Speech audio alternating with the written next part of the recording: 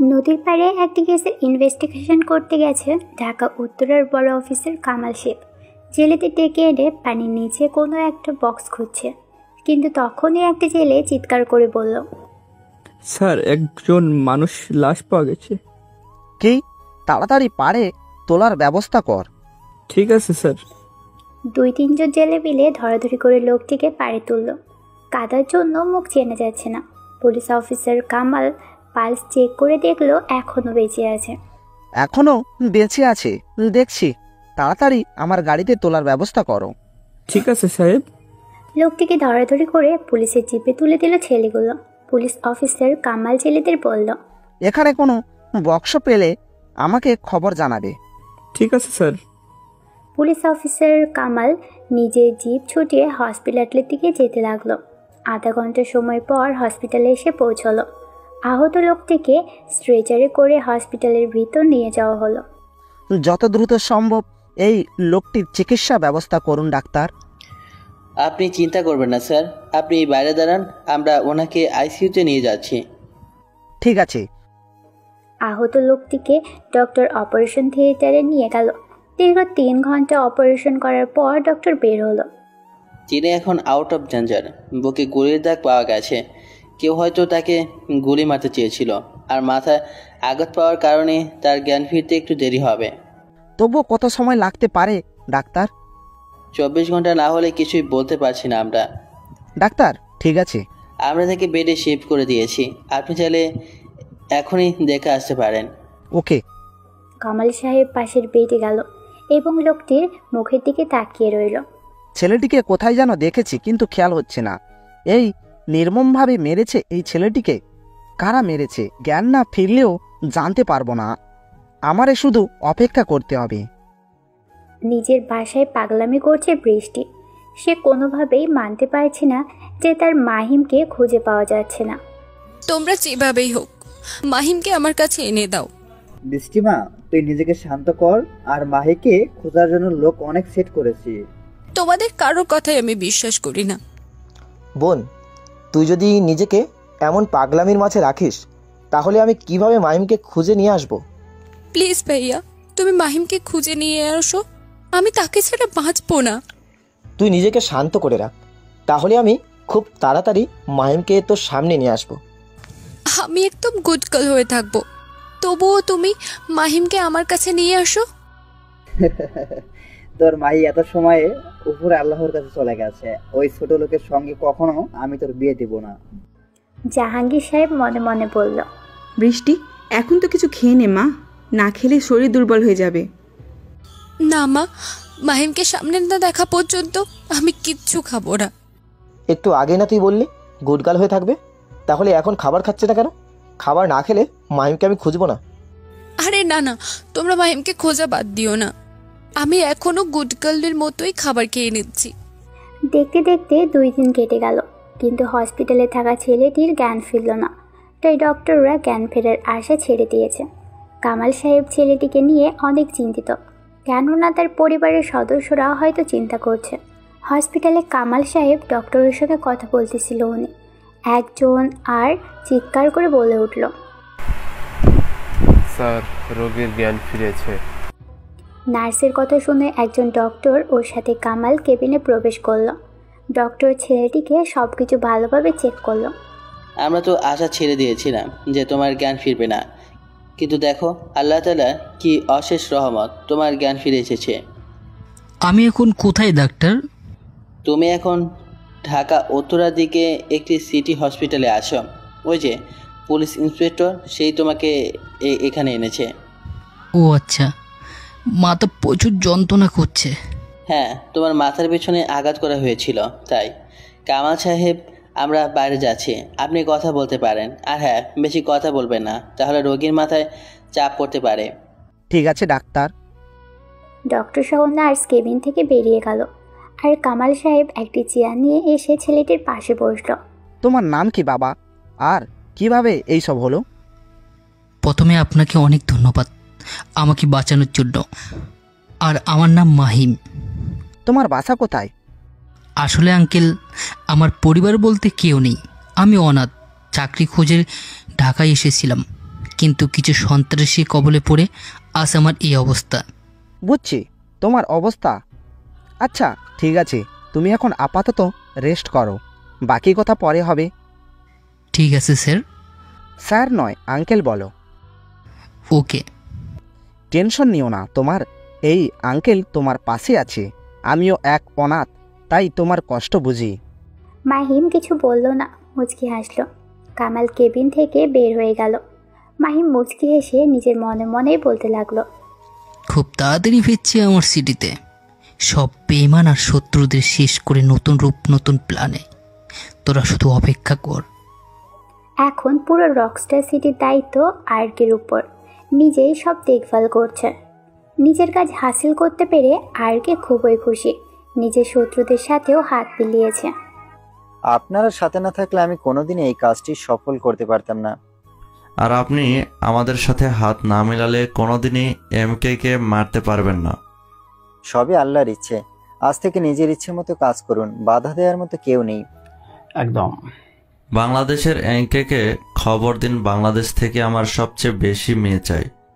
Order করেছেন, তখন খুব তাড়াতাড়ি কাজ হয়ে যাবে। হ্যাঁ, আর সোনা স্মাগলার যেন খুব তাড়াতাড়ি হয়ে যায়। আমরা সব কোটিপতি না, বিলিয়ন ট্রিলিয়নের মালিক হতে চাই। ওকে। এখন পুরো রকস্টার সিটির দায়িত্ব আরকের উপর। নিজেই সব দেখভাল করছে। নিজের কাজ হাসিল করতে পেরে আরকে খুবই খুশি। নিজের শত্রুদের সাথেও হাত মিলিয়েছে। নিজেদের মাঝে মিটিং করে যে যার রাষ্ট্রে হেলিকপ্টারে করে চলে গেল। একবার শুধু এই রকস্টার সিটির আমার মুঠোয় চলে আসো, তারপর তাদের কেউ শেষ করতে আমার বেশি সময় লাগবে না, যেভাবে ক্যারি করেছি। বেচারা আমার বন্ধু অকালে ভোগে চলে গেল। সবসময় বেশি বুঝতো, বেশি বোঝার ফল এমনই হওয়া উচিত। অন্ধকার রুমে কম্পিউটারের সামনে বসে আছে এসকে। রকস্টার সিটির সব খবর সে রাখে, যেটা আর কেউ অজানা। আজ পর্যন্ত এই এসকে কারো সামনে আসেনি। খুব বড় ভুল করলে বন্ধু আরকে। যে তোমাকে বন্ধু ভেবেছিল তাকে তুমি শত্রু বানিয়ে নিলে। এত বছরের বন্ধুত্ব তুমি টাকার কাছে বিক্রি করে দিলে। এই মাসুল তোমাকে খুব শীঘ্রই দিতে হবে। সে আসবে ফিরে নতুন রূপে, নতুন ছদ্মবেশে, আর এক এক করে সব বেঈমানকে মারবে। তার বুদ্ধিমত্তার কাছে তুমি এখনো বাচ্চা, কারণ সে 17 বছর থেকে রকস্টার সিটির বাচ্চা হতে চেয়েছিল, আর হয়েও গিয়েছিল। তুমি কি না?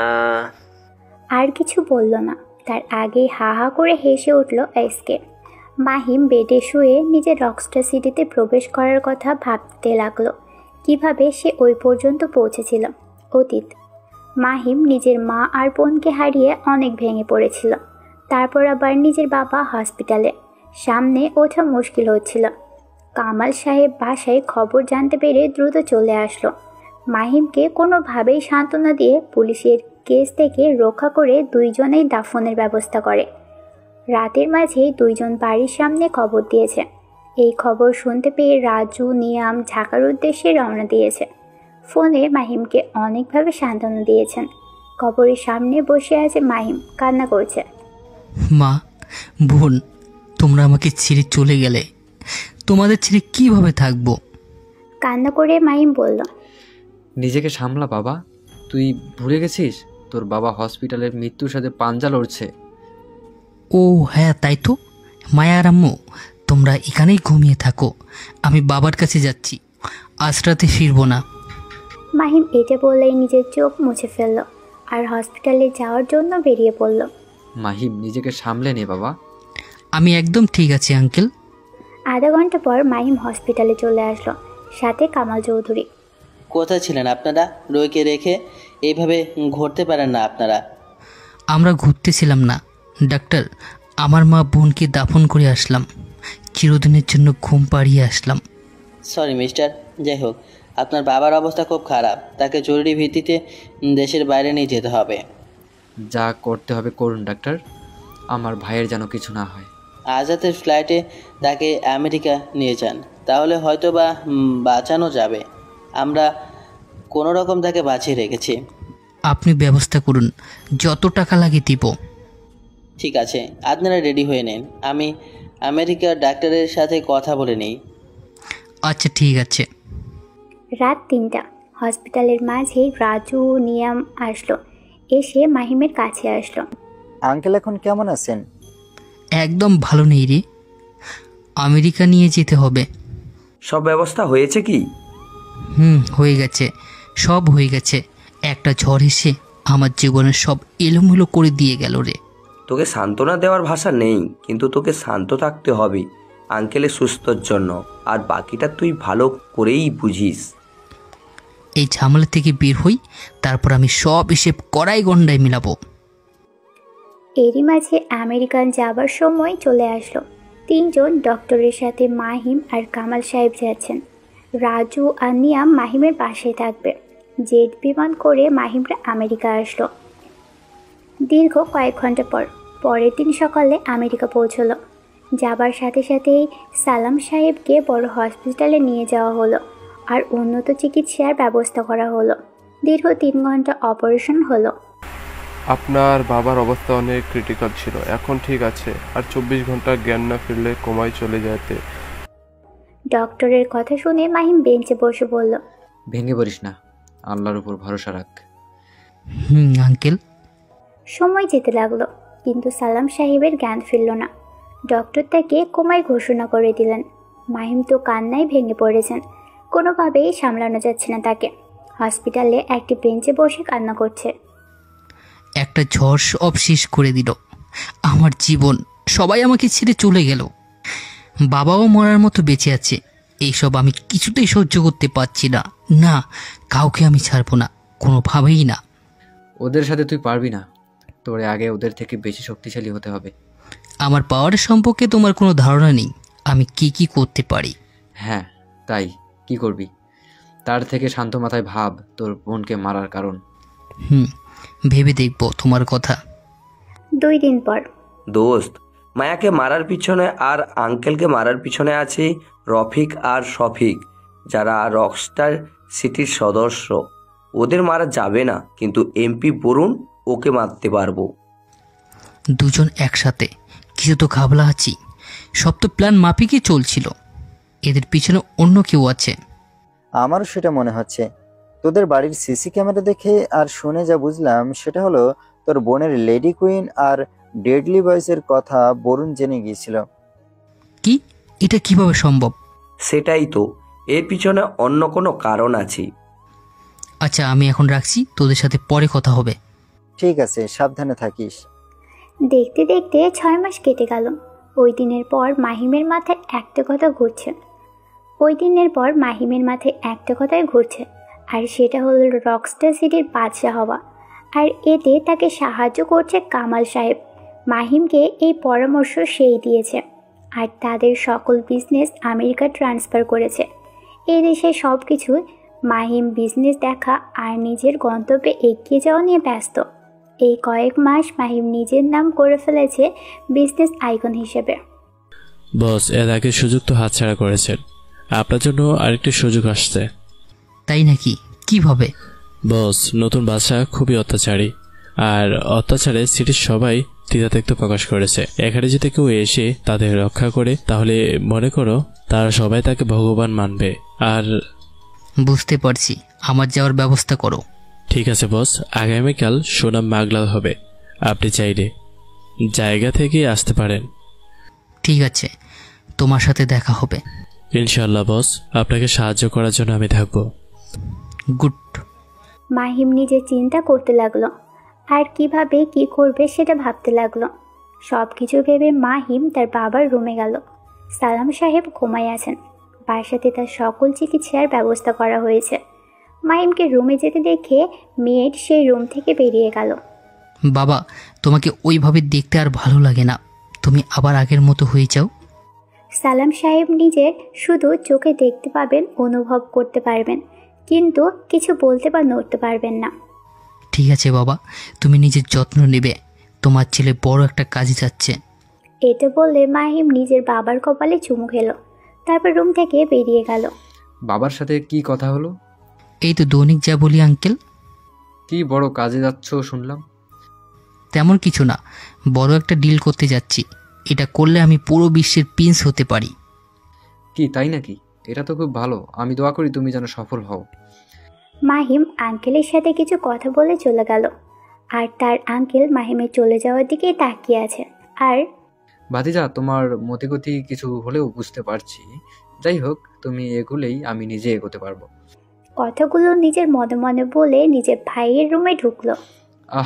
আমার ভাই শুয়ে আছে কতদিন ধরে। কথাটি ঠাট্টাস্বরূপ বলল, তারপর আরও কিছু কথা বলল। পরের দিন সকালে যথাস্থানে পৌঁছে গেল নিজের প্রস্তুতি নিয়ে। কয়েকজন লোক ব্রিফকেস নিয়ে দাঁড়িয়ে আছে। মাহিম সেখানে যাওয়ার প্ল্যান আঁটতে লাগলো। আর কিছু সময়ের মাঝে সেটা হয়েও গেল। একজন লোক একটু পাশে গিয়ে কার সাথে যেন কথা বলছে, দেখে মনে হচ্ছে তাদের সাংরা। মাহিম নিজের বুদ্ধি কাজে লাগিয়ে ওই ব্যাটাকে টপকে দিল আর তার পোশাক পরে নিল। তারপর তাদের সামনে গিয়ে দাঁড়ালো। মুখ বাঁধা সবার, তাই চিনতে পারেনি। কিছু সময় দাঁড়িয়ে থাকার পর একটা জিপ গাড়ি নিয়ে কিছু লোক আসলো আর কোডিং ভাষায় কথা বলল। কথা শেষ হলে মাহিম সহ বাকিরা গাড়িতে উঠল। গন্তব্য রকস্টার সিটি। দীর্ঘ 1 ঘন্টা চলার পর গাড়ি একটা জায়গায় এসে পৌঁছলো। তখন বাইরে থেকে যারা আসছে তাদের মুখ বেঁধে দিল, এমনকি মাহিমেরও। তারপর সিকিউরিটি রাস্তা দিয়ে প্রবেশ করলো। আধা ঘন্টা গাড়ি চলার পর সবার মুখের বাঁধন খুলে দিল। মাহিম চারপাশে তাকিয়ে দেখলো অনেক শ্রমিক এখানে কাজ করছে, আর যারা একটু ভুল করছে তাদের উপর নির্মম নির্যাতন অত্যাচার করছে। মাহিম দেখলো এদের অবস্থা খুবই করুণ। দীর্ঘ 1 ঘন্টা চলার পর একটা প্যালেসে আসলো। আপনারা আপাতত এখানে অপেক্ষা করুন, বাদশা এখানে আপনাদের সাথে দেখা করবে। এই কথাটা একটি লোক বলেই চলে গেল। মাহিম চারপাশে নিজের চোখ বোলাতে লাগলো। দূরে দাঁড়িয়ে থাকা একটি ছেলের দিকে তার চোখ আটকে গেল। অনেক সময় অপেক্ষা করার পর সবাই বাদশা বাদশা বলে চিল্লিয়ে উঠল। পরপর কয়েকটি গাড়ি আসলো। সবাই হাঁটু গেড়ে বসে পড়ল। সেটা দেখে মাহিমও বসে পড়ল। সবচেয়ে বড় সোনার গাড়ি থেকে এক ব্যক্তি নামলো। তাকে দেখে সবাই গ্রিট করলো। বড় সমাবেশ ভিআইপি চেয়ারে বসলেন বাদশা শেওনাজ। আজকে এখানে যারা উপস্থিত তারা হলেন আমার খোশ লোক। আপনাদের সাথে আমার সব থেকে বড় বড় ডিল হয়েছিল আর সেটা সফল হয়েছে। ভবিষ্যতে যেন আরও ভালো ভালো হয় সেই কামনা করছি। জয় বাদশাহ জয়। ভিন্ন ভিন্ন দেশের মাফিয়া এখানে হাজির হয়েছে। তার মাঝে ড্রাগন কিং, জোকার কিং আরও অনেকেই আছে। হঠাৎ মাহিম সবাইকে ঠেলে আস্তে আস্তে এগিয়ে গেল। চারপাশে ভালো করে তাকিয়ে আরও এগিয়ে যেতে লাগলো। সমাবেশের আশেপাশে অনেক গরিব অসহায়রা কাজ করছে। মাহিম একজনকে ইশারা করলো, সব ওকে নাকি। মাহিম নিজে ইশারা পাওয়া মাত্রই গাড়ি থেকে বন্দুক নিয়ে কেড়ে নিয়ে গুলি করলো সোজা বাদশার কপাল বরাবর। একটা গুলিতেই বাদশা ডেড। গুলির শব্দ চারপাশে হইচই শুরু হয়ে গেল আর সবাই চিৎকার চেঁচামেচি করতে লাগলো। অন্যদিকে নিজের বাচ্চাকে মরতে দেখে হই হুল্লোড়ে করতে লাগলো। চারপাশে সিটি বেজে উঠল, বিপদ সংকেত। মাহিম নিজের কাজ করে সেখানেই দাঁড়িয়ে রইল। চারপাশে থেকে তাকে ঘিরে ধরল। কে তুই? তোর সাহস হলো কিভাবে বাদশাকে মারার? বাদশাকে মারলাম, সাহস আছে এই জন্য। আর আমি কি তোর জানতে হবে না? কি এত মানুষের মাঝে থেকে এত বড় বড় কথা বলছিস? আর কিছু বলতে পারলো না।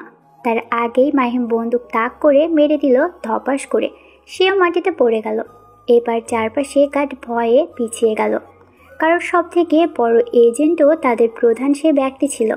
যারা বড় বড় মাফিয়া ছিল তারা মাহিমকে মারতে আসলো, কিন্তু তাদের কাছে কোনো বন্দুক ছিল না।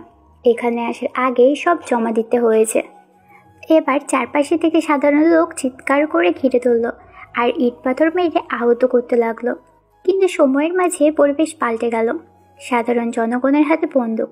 মাহিমকে সবাই বাহবা দিচ্ছে আর নতুন বাদশা বলে জয়ধ্বনি দিতে লাগলো। বাকি সৈন্য এসে নিজের বাদশা আর সেনাপ্রধানের মৃতদেহ দেখে ভয় আর কিছু বলতে পারল না। সবাই মাথা নিচু করে ফেলল। আমি এমকে, সাধারণ মানুষের জন্য রক্ষক আর নির্যাতনকারীর মৃত্যুদূত। মাহিমের কথা শুনে সাধারণ যারা ছিল তারা জয়ের ধ্বনি দিতে লাগলো। মাহিম বুঝে গেল তার কাজ হয়ে গেছে। বস, আপনি ভিতরে চলেন, এখানে আপনার বিপদ আছে। সব ঠান্ডা হলে আমি আপনাকে জানাবো। ঠিক আছে। একে পুরো বেশে ছড়িয়ে গেছে রকস্টার সিটির বাদশা মারা গেছে আর নতুন বাদশা হয়ে গেছে। বাইরে যারা ছিল তারা তো অবাক। মাহিম, কি এত ভাবছো? মাহিম নিজের অতীতটাকে নিয়ে ভাবতেছিল। তখনই কারুটাকে বাস্তবে ফিরতে হলো। জি আঙ্কেল বলেন। কখন থেকে তোমাকে ডাকছি, আর তুমি কি এত ভাবনাতে? তেমন কিছু না, জীবনে আমাকে কি কি দিয়েছে সেটাই ভাবছি। তো কি কি দিল? দোয়ার থেকে অনেক কিছু কেড়ে নিয়েছে। ও আচ্ছা, আমি সিদ্ধান্ত নিয়েছি তুমি আজ থেকে আমার সাথে থাকবে, আর সুস্থ হলে পুলিশে জয়েন করবে। আমি? হ্যাঁ তুমি। আমার সব ব্যবস্থা করা শেষ এই 2 দিনে। আপনি যেটা ভালো মনে করেন। পুলিশ হতে পারলে আমি সন্ত্রাসীদের মোকাবিলা আগে করব। সেটা তোমার ইচ্ছে, তাড়াতাড়ি সুস্থ হয়ে যাও তো। আপনাদের দোয়ায় সুস্থ হয়ে যাব। আমেরিকান বড় বিজনেস কোম্পানির নাম মায়া ইন্ডাস্ট্রিয়াস ও আইকন সিটি, আর এই কোম্পানির নতুন সিইওই কামাল চৌধুরী। কোম্পানির সামনে অনেক প্রেসের লোক ভিড় করেছে। কামাল চৌধুরী গাড়ি থেকে নামার সাথে সাথেই তাদের একের পর এক প্রশ্ন করতে লাগলো। স্যার, এই কোম্পানির আসল মালিক প্রিন্স কোথায় থাকে? তার কি হয়েছে যে এত বড় বড় কোম্পানির দায়িত্ব আপনি নিয়েছেন? কোনোভাবেই কি আপনি এই কোম্পানি নিজের কাজে নিয়েছেন, নাকি কোম্পানির মালিকের কিছু হয়েছে? কোনো কারণ ছাড়া কি আপনি এই কোম্পানির দায়িত্ব নিয়েছেন? এভাবেই অনেক অনেক কথা বলতে লাগলো। কামাল চৌধুরী শুধু একটা কথাই বলতো, আগে কি বলছেন না বলছেন ডোন্ট কেয়ার, আর একটা ফালতু কথা বললে আমি অ্যাকশন নিতে বাধ্য হব। আর আমি সিইও, কি করতে পারি বুঝিয়ে দিতে হবে না। কামাল চৌধুরী শাসানো কথা শুনে আর কেউ কিছু বলল না। কামাল চৌধুরী নিজের অফিসের মাঝে প্রবেশ করলো, আর প্রেসের লোক নিজেদের মতো ব্লা ব্লা বলতে লাগলো। আজকে অনেক দিন হলো, তোমরা মাহিমকে খুঁজে এনে দিতে পারলে না। আমরা খুঁজছি, তোর মাহিকে খুঁজতে তো আমি কম লোক রাখিনি। কেমন লোক সেট করেছো সেটা আমি তোমাদের কাজ দেখেই বুঝতে পারছি। এটা শুধু আমাকে সান্ত্বনা দেওয়ার জন্য। সেটা না মা। আমার সেটাই মনে হচ্ছে। তাছাড়া দেশের রাষ্ট্রপতির ছেলেকে খুঁজে পাওয়া যাচ্ছে না, এটা হাস্যকর বিষয় ছাড়া আর কিছুই নয়। একটা ছোট লোকের জন্য এত বড় কথা বলছো তুমি? এই দেখো, তোমার মুখ থেকে সত্যি কথা বের হয়ে গেছে। তুমি আগের থেকেই মাহিমকে সহ্য করতে পারতে না, তাই তুমি ভালো করে খুঁজছো না। না মা, তুই আমাকে ভুল বুঝিস। যা বোঝার আমি বুঝে গেছি। ঠিক আছে, তোমাদের কাউকে আর খুঁজতে হবে না, আমি নিজেই খুঁজে বের করব। আর বারুফ ভাইয়া, সে তো উধাও, হয়তো সেই লুকিয়ে রেখেছে। বৃষ্টি আরও কথা বলে রাগে হনহন করতে করতে নিজের রুমে চলে গেল, আর জোরে রুমের দরজা বন্ধ করে দিল। 6 মাস পর। মাহিম, তুমি তোমার ট্রেনিং খুব সুন্দরভাবে আর খুব ভালোভাবে শেষ করেছো। আপনারা আমাকে সুযোগ দিয়েছেন, আর আমি না কাজে লাগিয়ে পারি বলেন? তবুও তুমি 9 মাসের ট্রেনিং তুমি 4 মাসে শেষ করেছো। এটা অবিশ্বাস্য ঘটনা। কিছু না, আমি শুধু নিজের চেষ্টাই চালিয়েছি।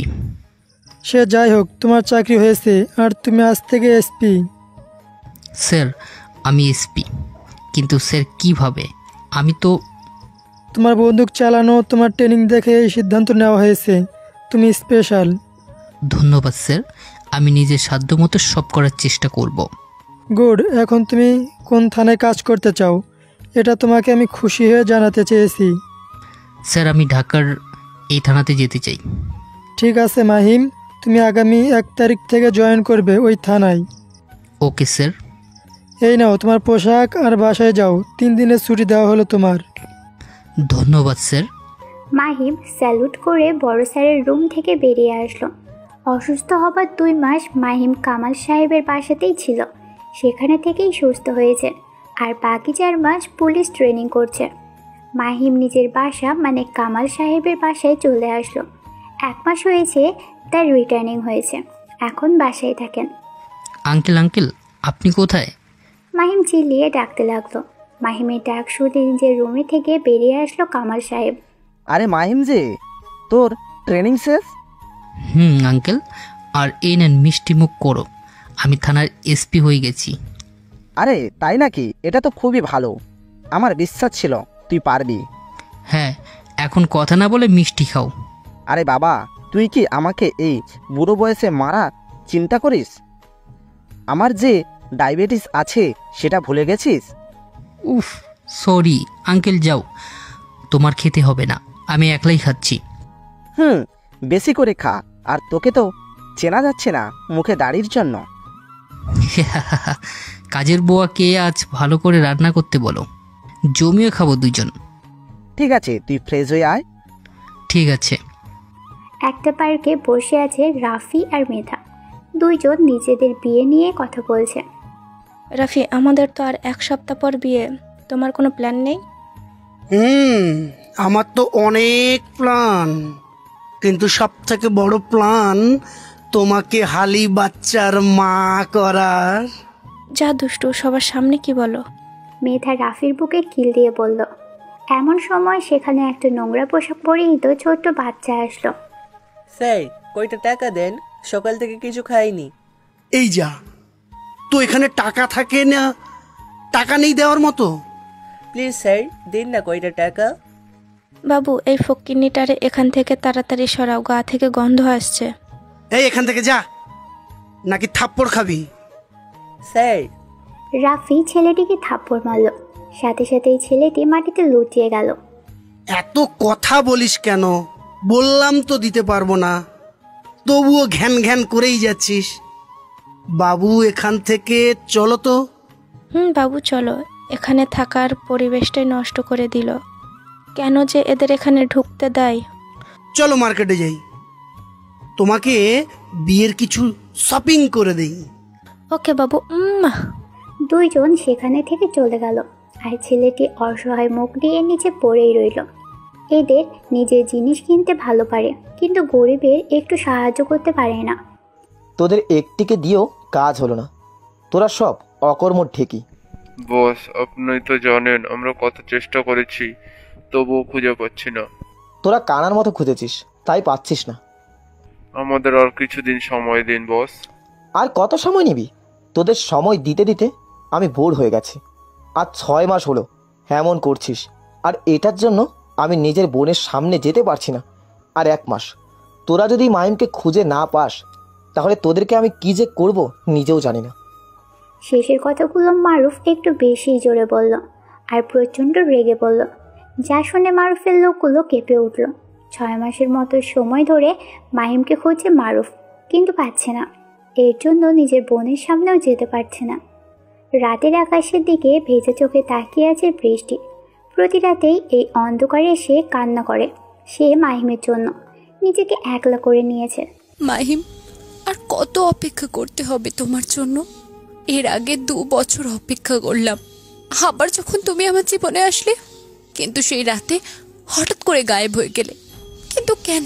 প্লিজ মাহিম, তুমি ফিরে এসো, তোমাকে ছাড়া আমি একদম ভালো নেই। আকাশের দিকে তাকিয়ে বৃষ্টি নিজের মনে মনে কথাগুলো বলছিল, আর চোখের জল ফেলছিল। অনেক রাত হয়েছে বৃষ্টি, এবার নিজের রুমে যা। এই ঠান্ডায় আর বসে থাকিস না।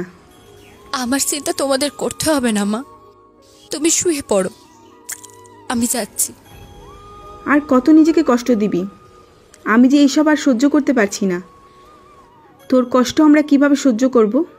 মা, আমি আর পারছি না, তুমিই বলো। আর আর কত অপেক্ষা করব? আল্লাহর উপর ভরসা রাখো। তোমার ভালোবাসা সত্যি হলে তুমি নিশ্চয়ই তাকে পাবে। এখন তুমি লক্ষ্মী মেয়ের মতো রুমে গিয়ে ঘুমাও। মা। মাহিম নিজের রুমে বসে ল্যাপটপে কাজ করছে। সেই পুরনো অ্যাকাউন্ট লগ ইন করছে। এই সেই চিরচেনা গ্রুপের লোগো। গ্রুপ পিকচার সব দেখে তার চোখ ভিজে উঠল। এক হাত দিয়ে নিজের চোখের পানি মুছে ফেলল। তারপর পুরনো অ্যাকাউন্টে মেসেজ দিল। কল করো এই নাম্বারে। মেসেজটা যাবার কিছু সময় পর মাহিমের ফোনে কল আসলো। কেমন আছো মিস্টার হ্যাকার?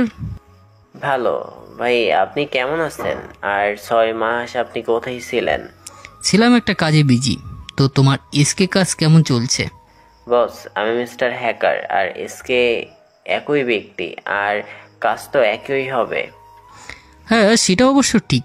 তোমার আপডেট ভার্সন এসকে। ভাই, আপনি আগের মতোই ফোন করেন। সেই যাই হোক, আমার কাজগুলো কতটুকু হয়েছে?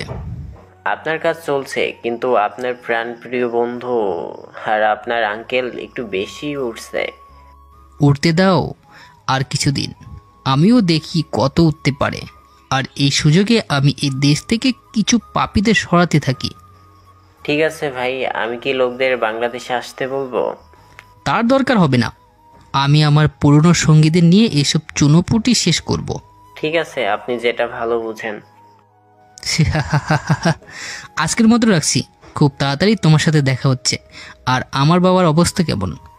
আছে মোটামুটি, আপনি তো সবই আন্দাজ করতে পারছেন। এ কথা বলে ফোন রেখে দিল। সামনে কি হতে চলেছে অজানা। আজ মাহিমের পুলিশের ডিউটিতে প্রথম দিন, তাই সকালে ঘুম থেকে উঠে ফ্রেশ হয়ে খাওয়া দাওয়া করে নিল। তাড়াতাড়ি নিজের ইউনিফর্ম পরে নিল, তারপর চোখে একটা গগলস পরে নিল। মাহিমকে দেখতেই একদম ফিল্মের নায়কের মতো লাগছে। বরাবর মাহিমের চোখ নীল, এই জন্যই আরও ভালো লাগে বিষয়টি। মাহিম রেডি হয়ে নিয়ে চলে আসলো, তারপর কামাল সাহেবকে সালাম করলো। দোয়া করো আঙ্কেল, যেন আমার প্রথম দিন থেকে ডিউটি সৎভাবে করতে পারি। আমার দোয়া সবসময় তোর সাথে, কখনো খারাপের সঙ্গ দিও না। আর পুলিশের পোশাক পরে গরিবের পাশে থেকো, বড়লোকের দালাল নয়। একদম চিন্তা করবে না, তোমার এই ছেলে বাকি পুলিশ অফিসারের মতো হবে না, সেটা মিলিয়ে নিও। সেটা আমার জানা আছে, সাবধানে যাস। ঠিক আছে আঙ্কেল। মাহিম বাড়ি থেকে বেরিয়ে গেল।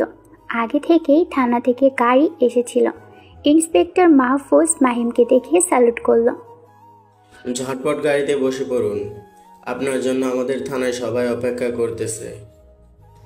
চলো যাওয়া যাক। মাহিম গাড়িতে উঠে বসলো। ইন্সপেক্টর মাহফুজ গাড়ি চালাতে শুরু করলো। প্রায় 30 মিনিট পর মাহিম থানায় এসে পৌঁছলো। মাহিম আসবে বলেই সবাই লাইন দিয়ে দাঁড়িয়ে আছে। মাহিম আসার সাথে সাথেই সবাই মাহিমকে ফুলে তোড়া দিয়ে বরণ করে নিল আর স্যালুট করলো। আজ প্রথম দিন, তাই কোনো কাজ নয়, সবার সাথে পরিচয়। চলুন আস্তে আস্তে পরিচয় হওয়া যাক। আমি মাহিম শাহেরিয়া। আপনাদের পরিচয় আর কতদিন ধরে এখানে আছেন? এক এক করে সবাই নিজেদের কথা বলতে লাগলো। মাহিম সবার কথা শুনে সব থেকে পুরনো একটা কনস্টেবলকে রেখে সবাইকে চলে যেতে বলল। আপনি আমার চাচার বয়সী, তাই চাচা বললেই ডাকবো। সেটা আপনার ইচ্ছে স্যার। শোনেন, থানায় কে কি করে, কে কেমন, আপনি আস্তে আস্তে ডিটেলসে বলুন। আর পুরনো যত পেন্ডিং ফাইল আছে সব নিয়ে আসুন। আচ্ছা স্যার। কনস্টেবল জিয়া সব ফাইল নিয়ে এসে টেবিলের উপর রাখলো। মাহিম সব খুঁটিয়ে খুঁটিয়ে দেখতে লাগলো আর জিয়া চাচা থেকে বর্ণনা শুনতে লাগলো। মাহিম বেছে বেছে কয়েকটি ফাইল নিজের কাছে রেখে দিল আর বাকিগুলো আগের জায়গায় রেখে আসতে বলল। সবাই এক জায়গায় হন। মাহিমের কথা শুনে সব ছোট বড় অফিসার এক জায়গায় হলো। আজ পর্যন্ত এ থানায় কি হয়েছে না হয়েছে জানি না, কিন্তু আজ থেকে সব ট্রেনের গতিতে চলবে। আমি কিছু ফাইল দিচ্ছি, সব ডিটেলস পড়ে আমাকে বলো কে এরা আর কেন তাদের কিছু হয়নি। আচ্ছা স্যার। মাহিমের কথা শুনে সবাই ফাইল চেক করলো। পুরনো কিছু অফিসারের মুখ কালো হয়ে গেল ফাইল দেখে। কি হয়েছে আপনাদের মুখে এমন কেন? স্যার, এখানকার ফাইলগুলো হলো এখানের এমপির আর তার ছেলের, আর কয়েকটা মাফিয়া কিং নিলয়ের। ও আচ্ছা, আজ থেকে এদের উপর ইনভেস্টিগেশন হবে। স্যার, এদের পিছনে না লাগাই ভালো, এর খুব খারাপ। এই কথা কেন বললেন মাহফুজ? কারণ স্যার, আজ পর্যন্ত যত অফিসার এদের কেস নিয়ে কাজ করছে সবাই গুম হয়ে গেছে, আর নয় কারা যেন মেরে ফেলছে। আমি সব বুঝতে পারছি, কিন্তু সব অফিসাররা এর মতো আমি না। এটা সবাই বলছে, কিন্তু নিলয় ভাইয়ের কাছে গিয়ে সবাই মরছে। আপনার কথা শুনে মনে হচ্ছে আপনি নিলয়ের থেকে টাকা খেয়ে বসে আছেন। এইসব কি বলছেন স্যার? অফিসার তুতলিয়ে বলল। আমার আন্ডারে এসব চলবে না, যে যেমন করবে তাকে ডাইরেক্ট সাসপেন্ড করতে বাধ্য হব। আপনার দ্বারাই সব সম্ভব, প্রথমে এসে বেশি বাড়াবাড়ি ভালো নয় স্যার। সেটা সময় বলে দিবেন। বস, রকস্টার সিটি থেকে খবর এসেছে আপনার জন্য। কি খবর, তাড়াতাড়ি বল। এবার বাংলাদেশ থেকে বেশি মেয়ে লাগবে আগের বার থেকে। ঠিক আছে, তোরা ব্যবস্থা কর, আমি কিছুদিন বিয়ের কাজে ব্যস্ত থাকবো। ঠিক আছে বস, আপনি বিয়ের আনন্দ করেন, এদিকে আপনার সব কাজ হয়ে যাবে। হ্যাঁ, হলেই ভালো। এই রকস্টার সিটির বাদশার যে কি হয়েছে আল্লাহ জানে। এত ভালো মানুষটি কিনা আবার বেআইনি কাজ পুরো বিশ্বে ছড়িয়ে দিচ্ছে। এটাই হয়তো টাকার নেশা। নিলয় মনে মনে কথাগুলো বলে নিজের অস্তানা থেকে বেরিয়ে গেল। বৃষ্টি, আগামীকাল এমপির বাড়িতে একটা অনুষ্ঠান আছে, আমি চাই সেখানে তুমি আমাদের সাথে যাবে। আমি তাও তোমার সাথে? এটা ভাবলে কি করে? ওইখানে আমি গেলে তোমার সম্মান নষ্ট হবে। বৃষ্টির মা, তুমি তোমার মেয়েকে বুঝিয়ে দাও, আমি কিন্তু ধৈর্য বাঁধ ভেঙে গেলে কিছু একটা করে বসবো। কি করবে? তুমি মারবে আমাকে? তুমি নিজের রুমে গিয়ে রেস্ট করো, আর বৃষ্টি আমাদের সাথে যাচ্ছে, তুমি চিন্তা করো না। গেলেই ভালো। আমেরিকার কালাম সাহেব নিজের ভাইয়ের রুমে ভাইয়ের সামনে বসে আছে। সালাম সাহেব এখনও আগের মতো, কোনো উন্নতি হচ্ছে না।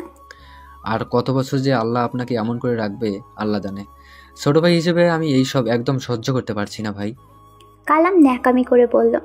কিছু সময় থেমে থেমে আবার বলল, মাহিম জানি না কোথায় গেছে, সব কিছু আমাকে সামলাতে হচ্ছে। এত বড় বিজনেস আমি সামলাতে পারছি না, তাই চিন্তা করেছি অর্ধেক বিক্রি করে দেব। কেমন হবে ভাই? উফ, আমি তো ভুলে গেছি আপনি দেখা শোনা ছাড়া কিছুই পারেন না। সরি ভাইয়া, এটা আমি ভুলে যাই, কিন্তু পরের বার থেকে এমন হবে না। মেড, ভাইকেও এই মেডিসিন নিয়মিত দিচ্ছেন তো? জি বস, আমরা কথা মতো রোজ দিচ্ছি। মেড, রাতের অন্ধকারে ড্রাগ সাপ্লাই করছে নাফিস। নিজেকে খুবই ভালোভাবেই এই সবে জড়িয়ে রেখেছে। নদীর পাড়ে এই কাজটি করছে। নিজেদের মাঝে যখন ডিল ফাইনাল করতে যাবে, তখনই চারপাশ থেকে পুলিশের গাড়ি ঘিরে ধরল। আমার সাথে বেইমানি করা, তোদের আমি ছাড়বো না পুলিশ ডাকার জন্য। ওদের আর কি ডাকবি, ওরা তো নিজেই পুলিশ। তুমি বেটা এত কাঁচা কেন? পুলিশের সাথে ড্রাগস ডিল করতে এসেছো? তার মানে ওই কল, ওই টাকা সব নকল? একদম ছোটোখাটো খোকা। আমাকে ধরে রাখতেই পারবি না বেশি সময়। তোকে ধরে নিয়ে যাচ্ছি না, ডাইরেক্ট অপারেশন। কি অপশন? তুই রাফিয়ার নিলয়ের ব্যাপারে যেটা জানিস বল। কিছু জানি না, আর জানলেও বলবো না। পরপর দুইটা গুলি করে মেরে ফেলল।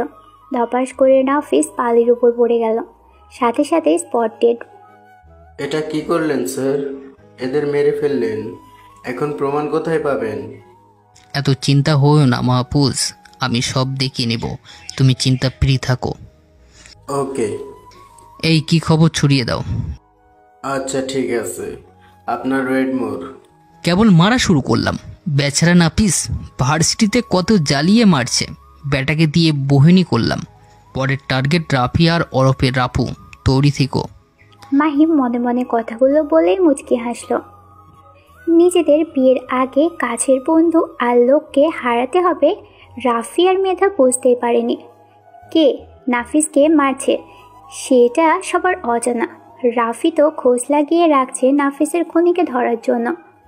রাফিকে মারতে পারিস, নাফিসকে? বুঝতে পারছি না, কিন্তু যেই মারুক না কেন আমি তোদের খুঁজে বার করবই। হ্যাঁ, তাড়াতাড়ি খুঁজে বের করো, কারণ যে মারছে তার কাছে আমাদের কোটি টাকার ড্রাগস আছে। খুব তাড়াতাড়ি খুঁজতে হবে আমায়, আর আমার বিয়েটা হয়ে যাক, তারপর আমি নিজেই সব খুঁজে রাখবো। মাহফুজ, গাড়ি বের করো, আজ কয়েকটা কাজ করতে হবে। ঠিক আছে স্যার। কোথায় যাব স্যার? ঢাকা ভার্সিটিতে। আচ্ছা। মাহফুজ গাড়ি ছুটিয়ে ঢাকা ভার্সিটিতে আসলো। ভার্সিটিতে পুলিশের গাড়ি দেখে সবাই অবাক হয়ে গেল। গাড়ি থেকে মাহিম নেমে নিজের চোখে গগলস পরে সোজা প্রিন্সিপালের রুমে চলে গেল। ভার্সিটিতে কেউ বুঝতে পারছে না হঠাৎ পুলিশ কেন। স্যার, আপনার সাথে কিছু কথা আছে। বলুন পুলিশ অফিসার, কি এমন কাজ? আমার কাছে খবর আছে আপনার কলেজের থেকে ড্রাগ সাপ্লাই হয়।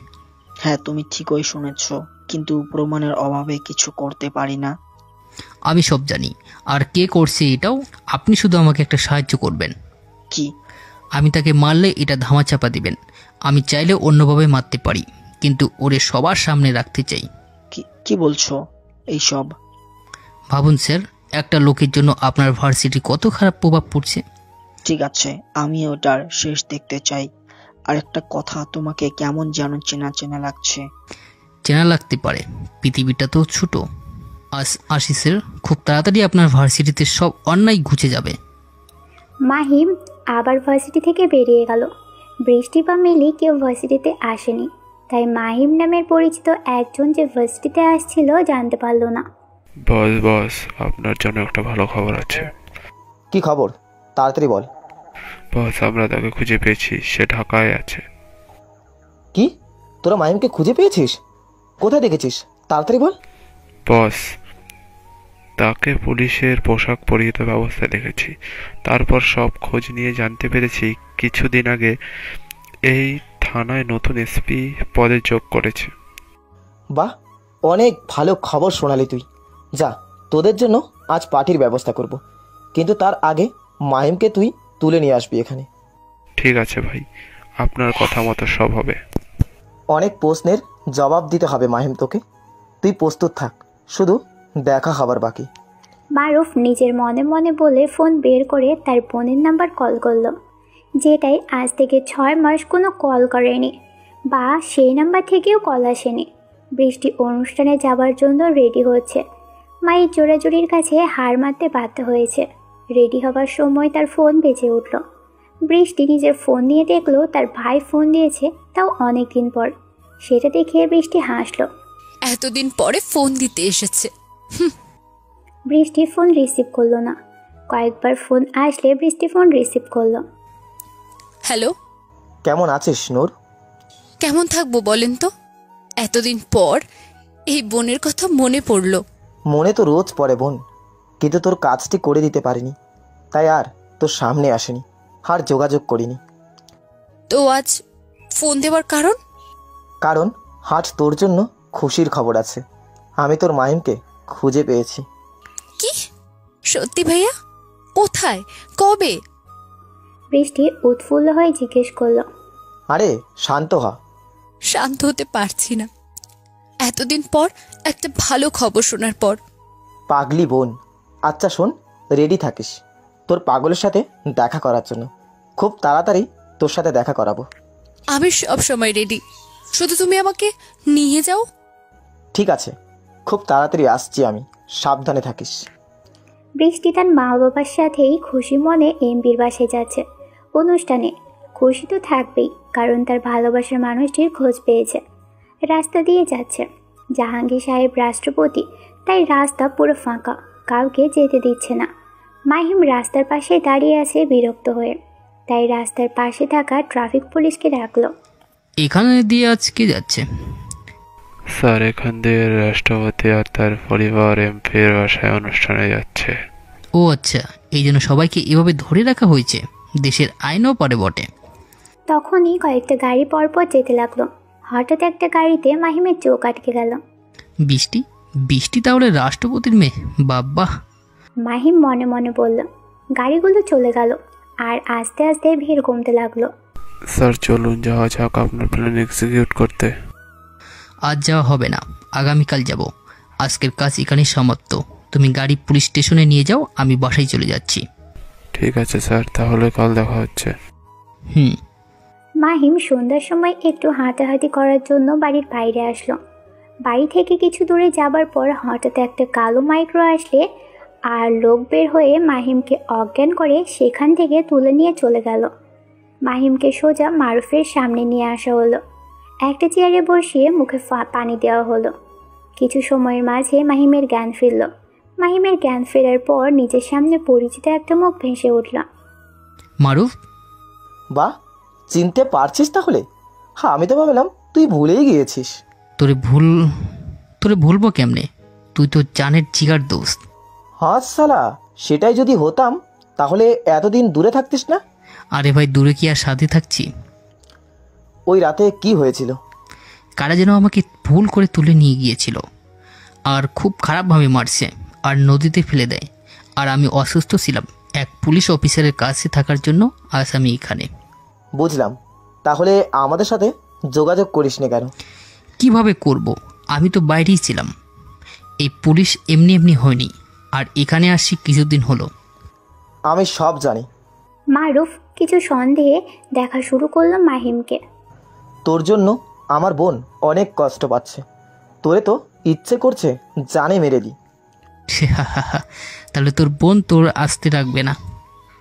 হ ভাই। তো এসব কি? আমাকে তুলে নিয়ে আসা লাগে নাকি? আমি দেখা করতাম। তা দেখতে পারছিস। আচ্ছা মারুফ, এইসব কিভাবে হলো? মানে এই তোর লোক? মানে বন্ধু, তোর থেকে একটা বিশেষ বিষয় লুকিয়েছি। সেদিন রাতে এই কথাটা বলতে চেয়েছিলাম, কিন্তু তার আগেই তুই উধাও হয়ে গেলি। কি তাড়াতাড়ি বল। মাহিম গম্ভীর হয়ে বলল, দোস্ত, আমার বাবা হলেন এই দেশের রাষ্ট্রপতি জাহারু। এটা শুনে মাহিম কিছু সময় গম্ভীর থেকে হা হা করে হেসে উঠল। হাসিস কেন? এটা বলার সময় তোর মুখের অবস্থা দেখে, যাই হোক, আমি আগে এটাই আন্দাজ করতে পারছি, কারণ তোর বোনকে সকালে দেখলাম রাষ্ট্রপতির গাড়িতে করে অনুষ্ঠানে যাচ্ছে। সালা, আর আমাকে টেনশন দিলি। এটা বলে মারুফ ইয়ার্কি করে মারতে লাগলো। এমপির বাসায় জাহাঙ্গীর সাহেব পৌঁছলে সবাই তাদের আপ্যায়ন করলেন। এমপি আতাউর ও ভার্সিটির সভাপতি নিজের ছেলে রাফি আর বৌমা মেধাকে পরিচয় করিয়ে দিল। রাফির বাবা কামারুলও ছিল। মেধা তো জাহাঙ্গীর সাহেবের সাথে থাকা বৃষ্টিকে দেখে অবাক। মেধা ভাবতেই পারেনি ভার্সিটির খ্যাত মেয়েটি দেশের রাষ্ট্রপতির মেয়ে। মেধা নিজেকে খুব ছোট মনে হলো। বৃষ্টির সাথে কথা বলতে পারছে না গিয়ে। বৃষ্টি মেধার অবস্থা বুঝতে পেরে মুচকি হাসলো আর নিজ থেকে এসে কথা বলতে লাগলো। বৃষ্টির মনে কোনো অহংকার নেই, সে সব ভুলে গিয়ে মেধার সাথে ভালো করেই কথা বলতে লাগলো। আর এইদিকে রাফি বৃষ্টির পরিচয় জানতে পেরে অবাক হয়ে গেল। ইস, পরিচয়টা যদি আগে জানতাম, একটু বেশি মজা করতাম আর বেশি উপরে উঠতে পারতাম। ওকে, কোনো ব্যাপার না, নতুন করে ছক আঁকতে হবে। রাফি মনে মনে কথা বলে বৃষ্টির সাথে ভাব করতে লাগলো। ফাঁকা একটা পার্কের রেস্টুরেন্টে বসে আছে মারুফ আর মাহিম। মাহিম একটু হাঁসফাঁস করছে, যা দেখে মারুফ খিলখিল করে হাসছে। আমার চিন্তা হচ্ছে, আর তুই হাসছিস? তোর অবস্থা দেখে হাসি পাচ্ছে? তুই যেই অবস্থায় করেছিস নিজেকে। আরে ভাই, তুই তো জানিস তোর বোন কেমন। আল্লাহই জানে তোর বোন আমার কি অবস্থা করবে। সামলা আমার বোনকে, ওই দেখ চলে আসছে। মারুফের কথা শুনে মাহিম পিছনে তাকিয়ে দেখলো বৃষ্টি চলে আসছে। নীল কালারের শাড়ি পরে তাকে অসম্ভব সুন্দর লাগছে। মারুফ এগিয়ে গিয়ে তার বোনের সাথে কথা বলল। যা তোর পাগলের কাছে, অনেক খোঁজার পর পেয়েছি। বেশি কিছু বলিস না, এমনিতেই তোর ভয়ে আছে। আর হ্যাঁ, মাহিমের সমস্যা ছিল, তাই যোগাযোগ করতে পারেনি। এইসব তোমাকে বলতে হবে না, তুমি তোমার মিলির কাছে যাও তো। মারুফ মুচকি হেসেই চলে গেল আর বৃষ্টি মাহিমের কাছে আসলো। মাহিমের হার্টবিট দ্রুত গতিতে ছুটতে লাগলো। বৃষ্টি মাহিমের কাছে আসলো। কেমন আছো বৃষ্টি? ভালোই আছি, তুমি? ভালো।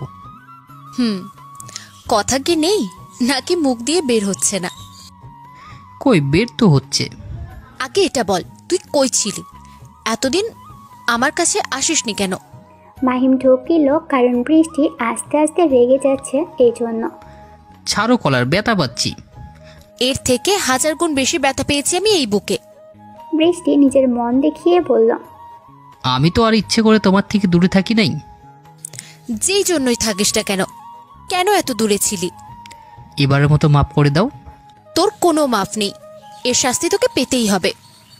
এটা বলে বৃষ্টি কলার ছেড়ে মাহিমের ঠোঁটের উপর হামলে পড়ল আর পাগলের মতো কিস করতে লাগলো।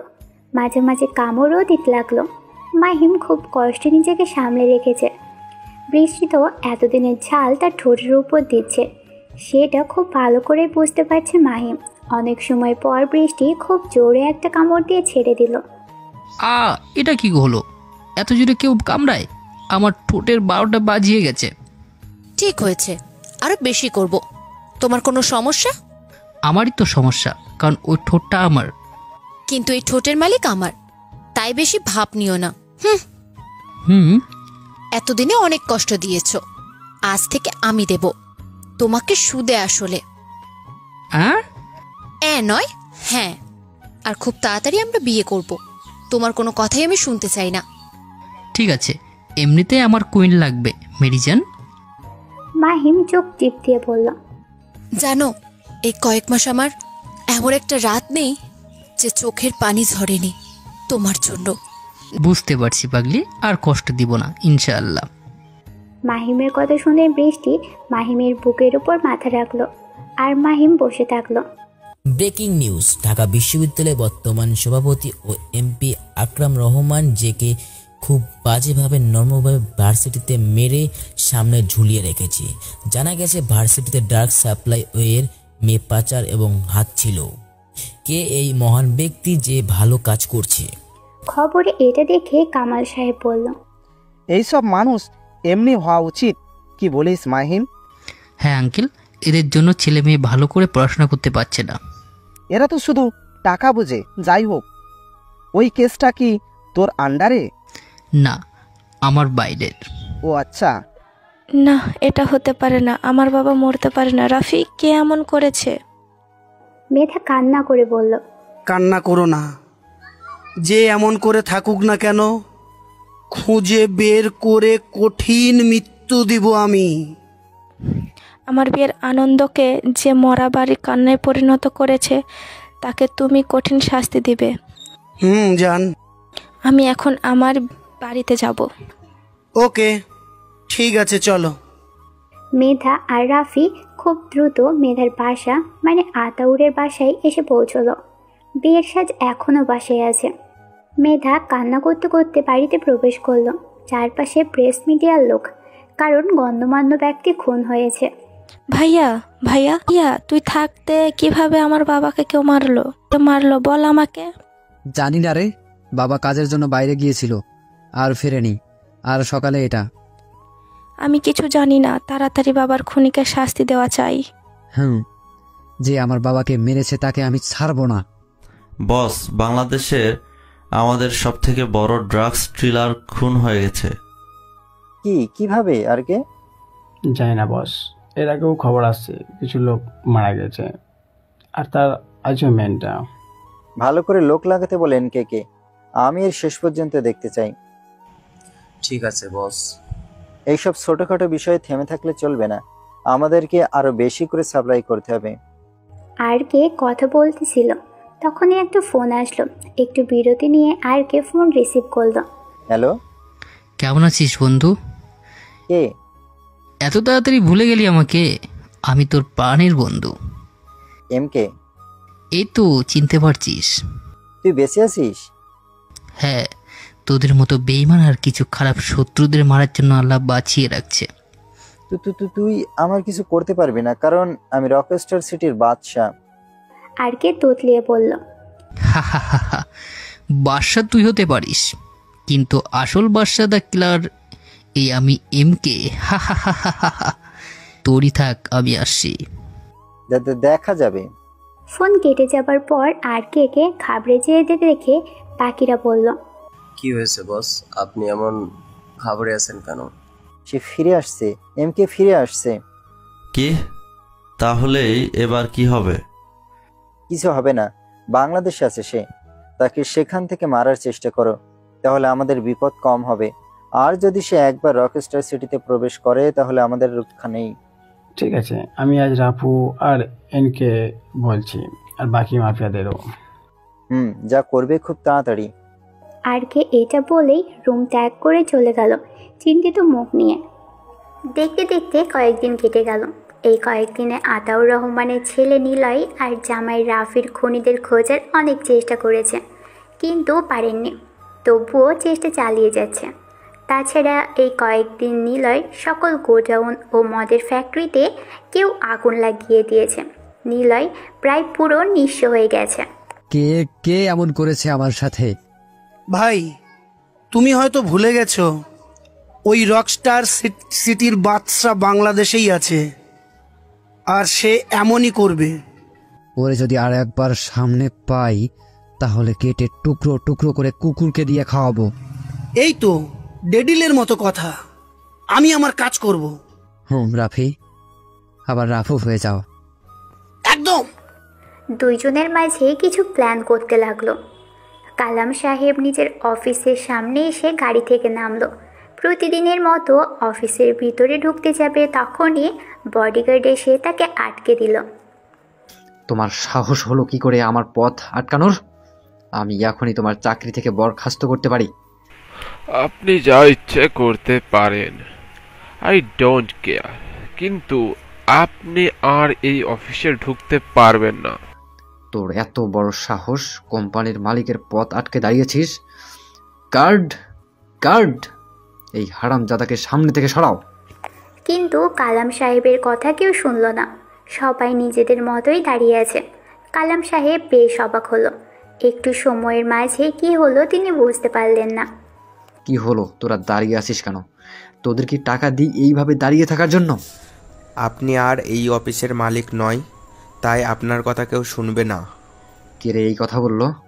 এটা বলে পিছন ফিরে দেখলো কোম্পানির ম্যানেজার রিয়াস। ইয়াস, তুমি ভালো করে জানো এই কোম্পানির সিইও আমি। হ্যাঁ হ্যাঁ আঙ্কেল, আপনার খেলা তো শেষ হয়ে গেছে। মানে? একটু পরেই আপনার ফোনে কল আসবে, তখন বুঝতে পারবেন। চারপাশে থেকে প্রেসের লোক এসে ভরে গেল। বিভিন্ন ধরনের নিউজ করতে লাগলো। এই মাত্র পাওয়া খবর, বিশ্বের সবচেয়ে বড় কোম্পানির সিও কামাল চৌধুরী তাকে নিজের অফিসে ঢুকতে দেওয়া হচ্ছে না। কিছু মাস আগে তিনি এই কোম্পানির সিও হয়েছিলেন। কি এমন হলো যে তার কোম্পানিকে ঢুকতে দেওয়া হচ্ছে না? একের পর এক বিভিন্ন প্রশ্ন করেই যাচ্ছে। কালাম সাহেব বেশ বিরক্ত হচ্ছে। হঠাৎ তার ফোনে একটা কল আসলো। ফোন রিসিভ করলে অপর পাশে থেকে পরিচিত কণ্ঠ ভেসে আসলো। কেমন আছেন আঙ্কেল? মাহিম? ইয়েস আঙ্কেল, কেমন আছেন? ভালো, তুমি? আর এই সব কি হচ্ছে? তেমন কিছু না আঙ্কেল, আমি শুধু আমার কোম্পানি আমার দায়িত্ব নিচ্ছি। তাই বলে এইভাবে? কোনভাবে আঙ্কেল? এই যে প্রেসের সামনে, সবার সামনে এইভাবে অপমান করে। ও সরি আঙ্কেল, এই গাদাগুলো কোনো কাজের না। কি করতে কি করেছে ওসব আপনি ভুলে যান আর বাসায় ফিরে যান। আমি ফিরে আসছি আমেরিকায়, তাই আপনার আর এত কাজ করতে হবে না। মাহিম, এটা বাসায় থাকতে বললে এত অপমানিত হতো না। সরি আঙ্কেল, এখন রাখছি। খুব তাড়াতাড়ি আপনার সাথে দেখা হচ্ছে, বাই। এটা বলে ফোন কেটে দিল। কোম্পানির সিও আগে যে ছিল সেই হবে প্রিন্স মাহিন শাহরিয়ার। সে আবার ব্যাক করবে ছুটি থেকে। ইয়াস প্রেসের সামনে এই কথা বলে অফিসের ভিতরে চলে গেল। আর কালাম সাহেব নিজের মুখ চোরের মতো লুকিয়ে গাড়িতে উঠতে গেলে গার্ড ঢুকতে দিল না। নর্মাল একটা গাড়ি ডেকে সেটাই তুলে দিল। মাহিমের জন্য তোকে পস্তাতে হবে। টিভির সামনে বসে খবর দেখতেছিল মাহিম। নিজের আঙ্কেলের অবস্থা দেখে মুচকি হাসল। কিরে, খবর দেখে হাসলি কেন? আর আঙ্কেল, ওই কোম্পানির মালিকের নাম আর আমার নাম সেম, কিন্তু দেখ সে কোথায় আর আমি কোথায়। সবই কপালের লিখন। আঙ্কেল, একটা কেসের জন্য আমাকে কয়েকদিন বাইরে থাকতে হবে। কি এমন কেস? সিক্রেট, বলা যাবে না। আমার কাছেও সিক্রেট। হ্যাঁ, তুমি এখন আর আইনের লোক নেই। বুঝছি। কথার মাঝে মাহিমের ফোন বেজে উঠল। আজকাল দেখছি তোর একটু বেশি ফোন আসছে আর কথা বলছিস। তেমন কিছু না আঙ্কেল। প্রেম ঘটিত ব্যাপার মনে হচ্ছে। তুই চাইলে মেয়ের পরিবারের সাথে কথা বলতে পারি। আঙ্কেল, সব হবে। আমি আমার কাজ শেষ করি, এখন উঠছি। এটা বলে মাহিম সেখানে থেকে চলে আসলো। হ্যালো বৃষ্টি, বলো। আমার সাথে দেখা করো। আমি বিজি আছি একটা কেসের জন্য, তাই তোমার সাথে কিছুদিন দেখা করতে পারবো না। আমি আগে নাকি তোমার কেস? আগে তুমি, কিন্তু দেশের জন্য তো একটু কাজটাও করতে হবে। পাগলি, এতদিন অপেক্ষা করতে পারলে আর কিছুদিন অপেক্ষা করতে পারবে না আমার জন্য? ঠিক আছে, পারবো, কিন্তু রোজ আমার সাথে কথা বলবে তো? চেষ্টা করবো পাগলি। এখন খাওয়া দাওয়া করে ঘুমিয়ে পড়ো, আর তোমার ভাইয়াটার বিয়ের ব্যবস্থা করো। দুই ভাই বোন একসাথে করব। বুঝেছি। লাভ ইউ চান, খুব ভালোবাসি তোমাকে। আমিও খুব ভালোবাসি। পাগল একটা, তোমাকে আর হারাতে চাই না। আমিও তোমাকে হারাতে চাই না। আমি আমার আঙ্কেলকে বলবো তোমার পরিবারের সাথে কথা বলতে। কিন্তু তোমার বাবা কি আমার মতো সাধারণ পুলিশ অফিসারের সাথে? চুপ করো, আর বলতে হবে না। বিয়ে না দিয়ে কই যাবে? তোমাকে আমি ভালোবাসি, আর না মানলে ভাইয়া তো আছি। যদি মেনে নিত তাহলে আমাকে মারার প্ল্যান করতো না। মাহিম মনে মনে বলল। চুপচে। মাহিম আর বৃষ্টি একসাথে অনেক সময় কথা বলল। রাত অনেক রাত পর্যন্ত কথা বলে ঘুমিয়ে পড়ল। কালাম সাহেব নিজের বাসায় ফিরে অবাক হয়ে গেল। চারপাশে যা গার্ড ছিল সবাই মরে পড়ে আছে। কালাম সাহেব দ্রুত বাড়ির ভিতরে চলে গেল। বাড়ির ভিতর সব ঠিক আছে। মেয়ে মাথা নিচু করে তাকিয়ে আছে। এই সব কিভাবে হলো আর কখন? স্যার, আপনি যাবার পর কিছু লোক এসে এই সব করেছে আর বড় স্যারকে নিয়ে গেছে। আর তোমরা কি করতেছিলে? আমরা বাধা দেওয়ার চেষ্টা করেছি কিন্তু সফল হয়নি। গার্ডদের মেরে ফেলে নিয়ে গেছে। আচ্ছা, তুমি এখন যাও।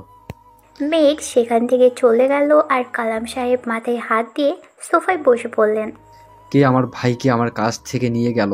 কার এত বড় সাহস এত সিকিউরিটির মাঝেও নিয়ে চলে গেল? কিছু তো একটা হচ্ছে আমার আড়ালে। সেটা কি? নাকি মাহিম? না না, আমি কিছু ভাবতে পারছি না। আমাকে আবার প্রথম থেকে ভেবে সব কিছু করতে হবে। যাই হোক না কেন, আমার হাত থেকে সব বেরিয়ে গেলে চলবে না। আমার বড় ভাইকে খুঁজতে হবে, না হলে আমি মাহিমকে কি জবাব দিব? কালাম সাহেব বিভিন্ন চিন্তা করতে লাগলো। 3 দিন পর রকস্টার সিটির মূল ভবনে দৌড়ে প্রবেশ করলো ড্রাগন কিং, জোকার কিং, আরও কিছু মাফিয়া। তাদের মুখ থেকে মনে হচ্ছে খুব ঘাবড়ে আছে তারা, কিন্তু কেন সেটা এখনো অজানা। কি হয়েছে? আপনারা এইভাবে দৌড়ে আসছেন কেন, তাও আবার এই অসময়ে? আমরা বাদশার সাথে দেখা করতে চাই, খুব গুরুত্বপূর্ণ কথা আছে। বাচ্চা এখন দেখা করতে পারবে না, তিনি বিজি আছেন। বেশি কিছু না, শুধু বলো গিয়ে জোকার কিং আসছে, গুরুত্বপূর্ণ কথা বলবে। তারপর যদি তিনি চলে যেতে বলেন তাহলে আমরা ঘুরে যাব। আচ্ছা, আপনারা অপেক্ষা করুন। একে বাদশার রুমের দিকে এগিয়ে গেল, তারপর বাইরে থেকে বলে উঠল, বাচ্চা আপনার সাথে জোকার কিং আর তার সঙ্গে কি গুরুত্বপূর্ণ বিষয় নিয়ে কথা বলতে আসছে। ঠিক আছে, তুমি তাদের মিটিং রুমে বসতে বলো, আমি রেডি হয়ে আসছি। আচ্ছা বাচ্চা। একে ফিরে এসে সবাইকে মিটিং রুমে বসতে বলল আর নিজে সেখানে থেকে চলে আসলো। সবার মুখের অবস্থা দেখেই বুঝতে পারছি বস কিছু একটা করেছে। এখন শুধু বসের এখানে আসার পালা। না, এখানে খবরটা বসের কাছে দিয়ে দে। একে নিজের মনে কথাগুলো বলে এমকে ফোন দিল। Hello boss. একে বলো। বস, এদিকে তো খেলা জমে গেছে, সবার মুখের অবস্থা খারাপ, মিটিং করতে আসছে। আসতে দাও, আমিও প্রায় চলে আসছি।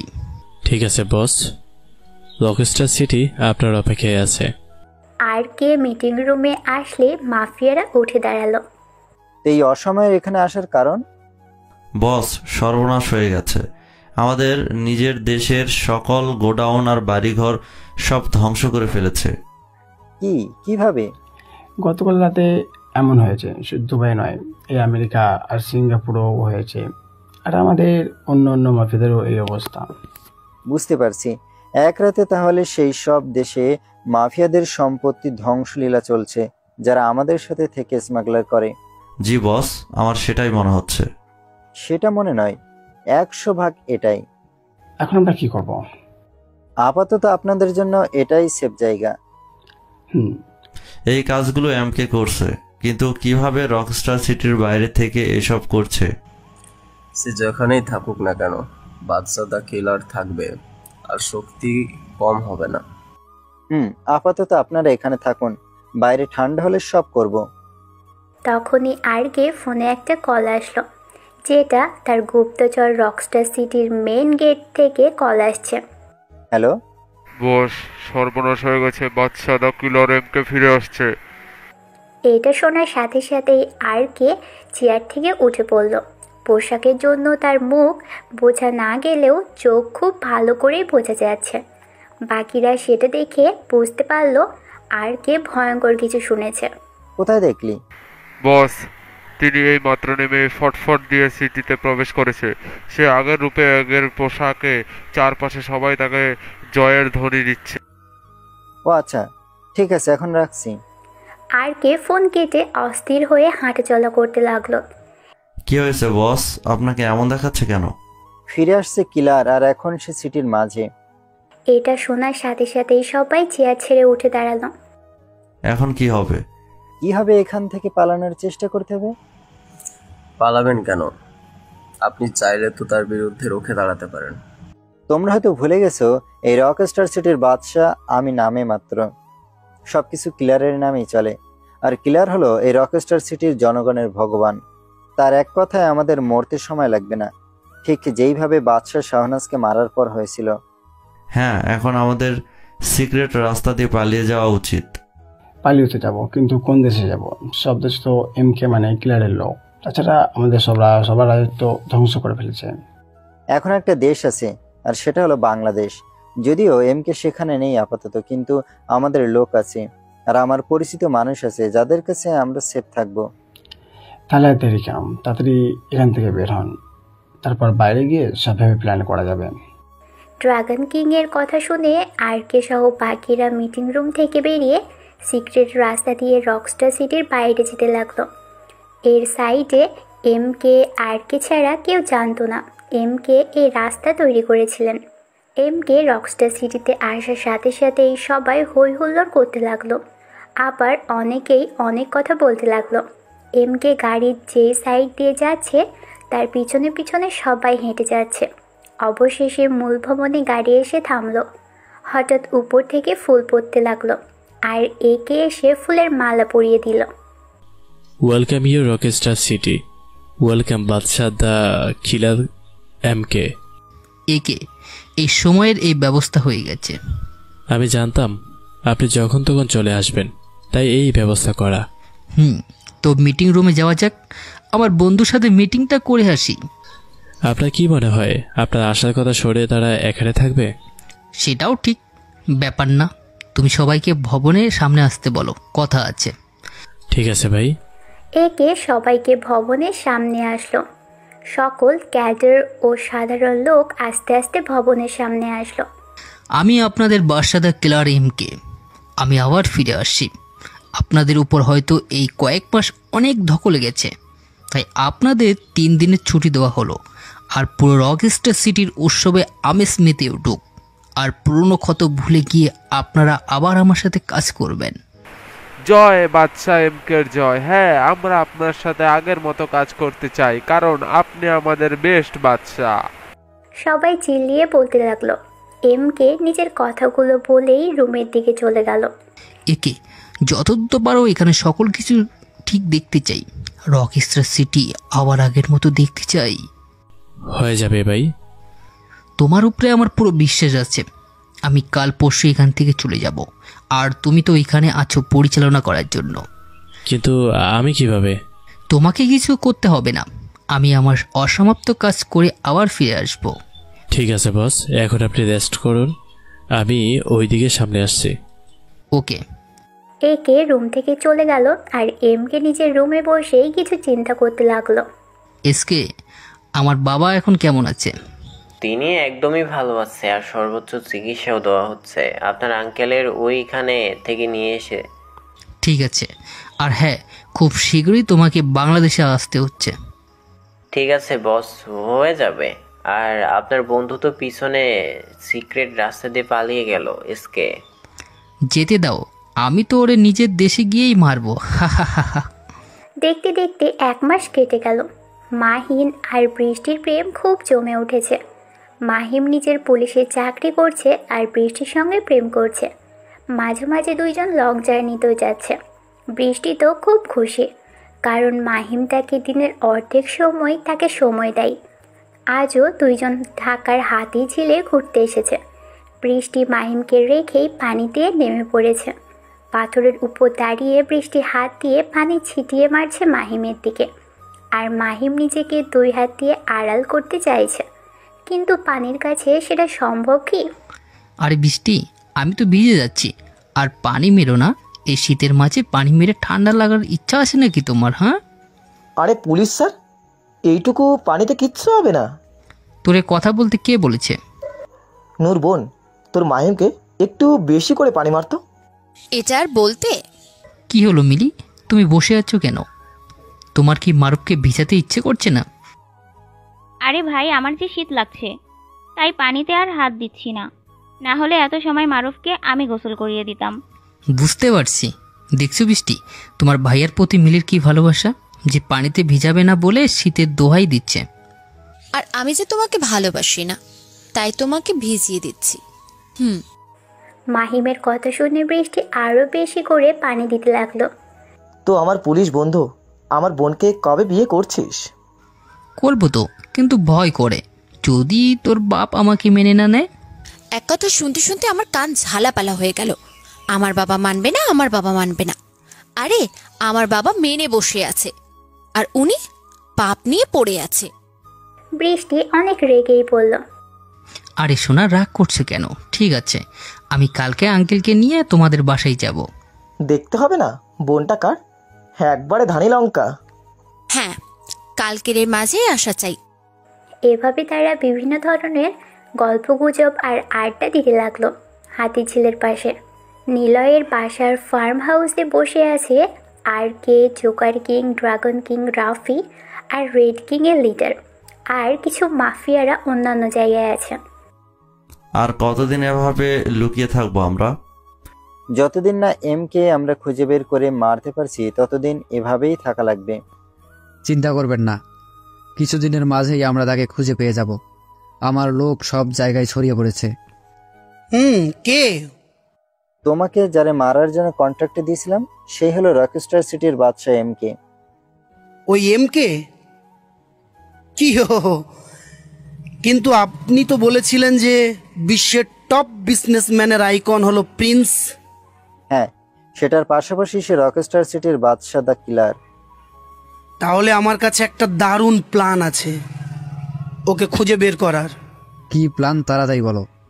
আমাদেরকে রাষ্ট্রপতির পরিবারকে কিডন্যাপ বা হাইজ্যাক করতে হবে। এর মাঝে আবার রাষ্ট্রপতি আসছে কেন? আরে বস, শুনবেন তো আমার কথা। ঠিক আছে, বলো।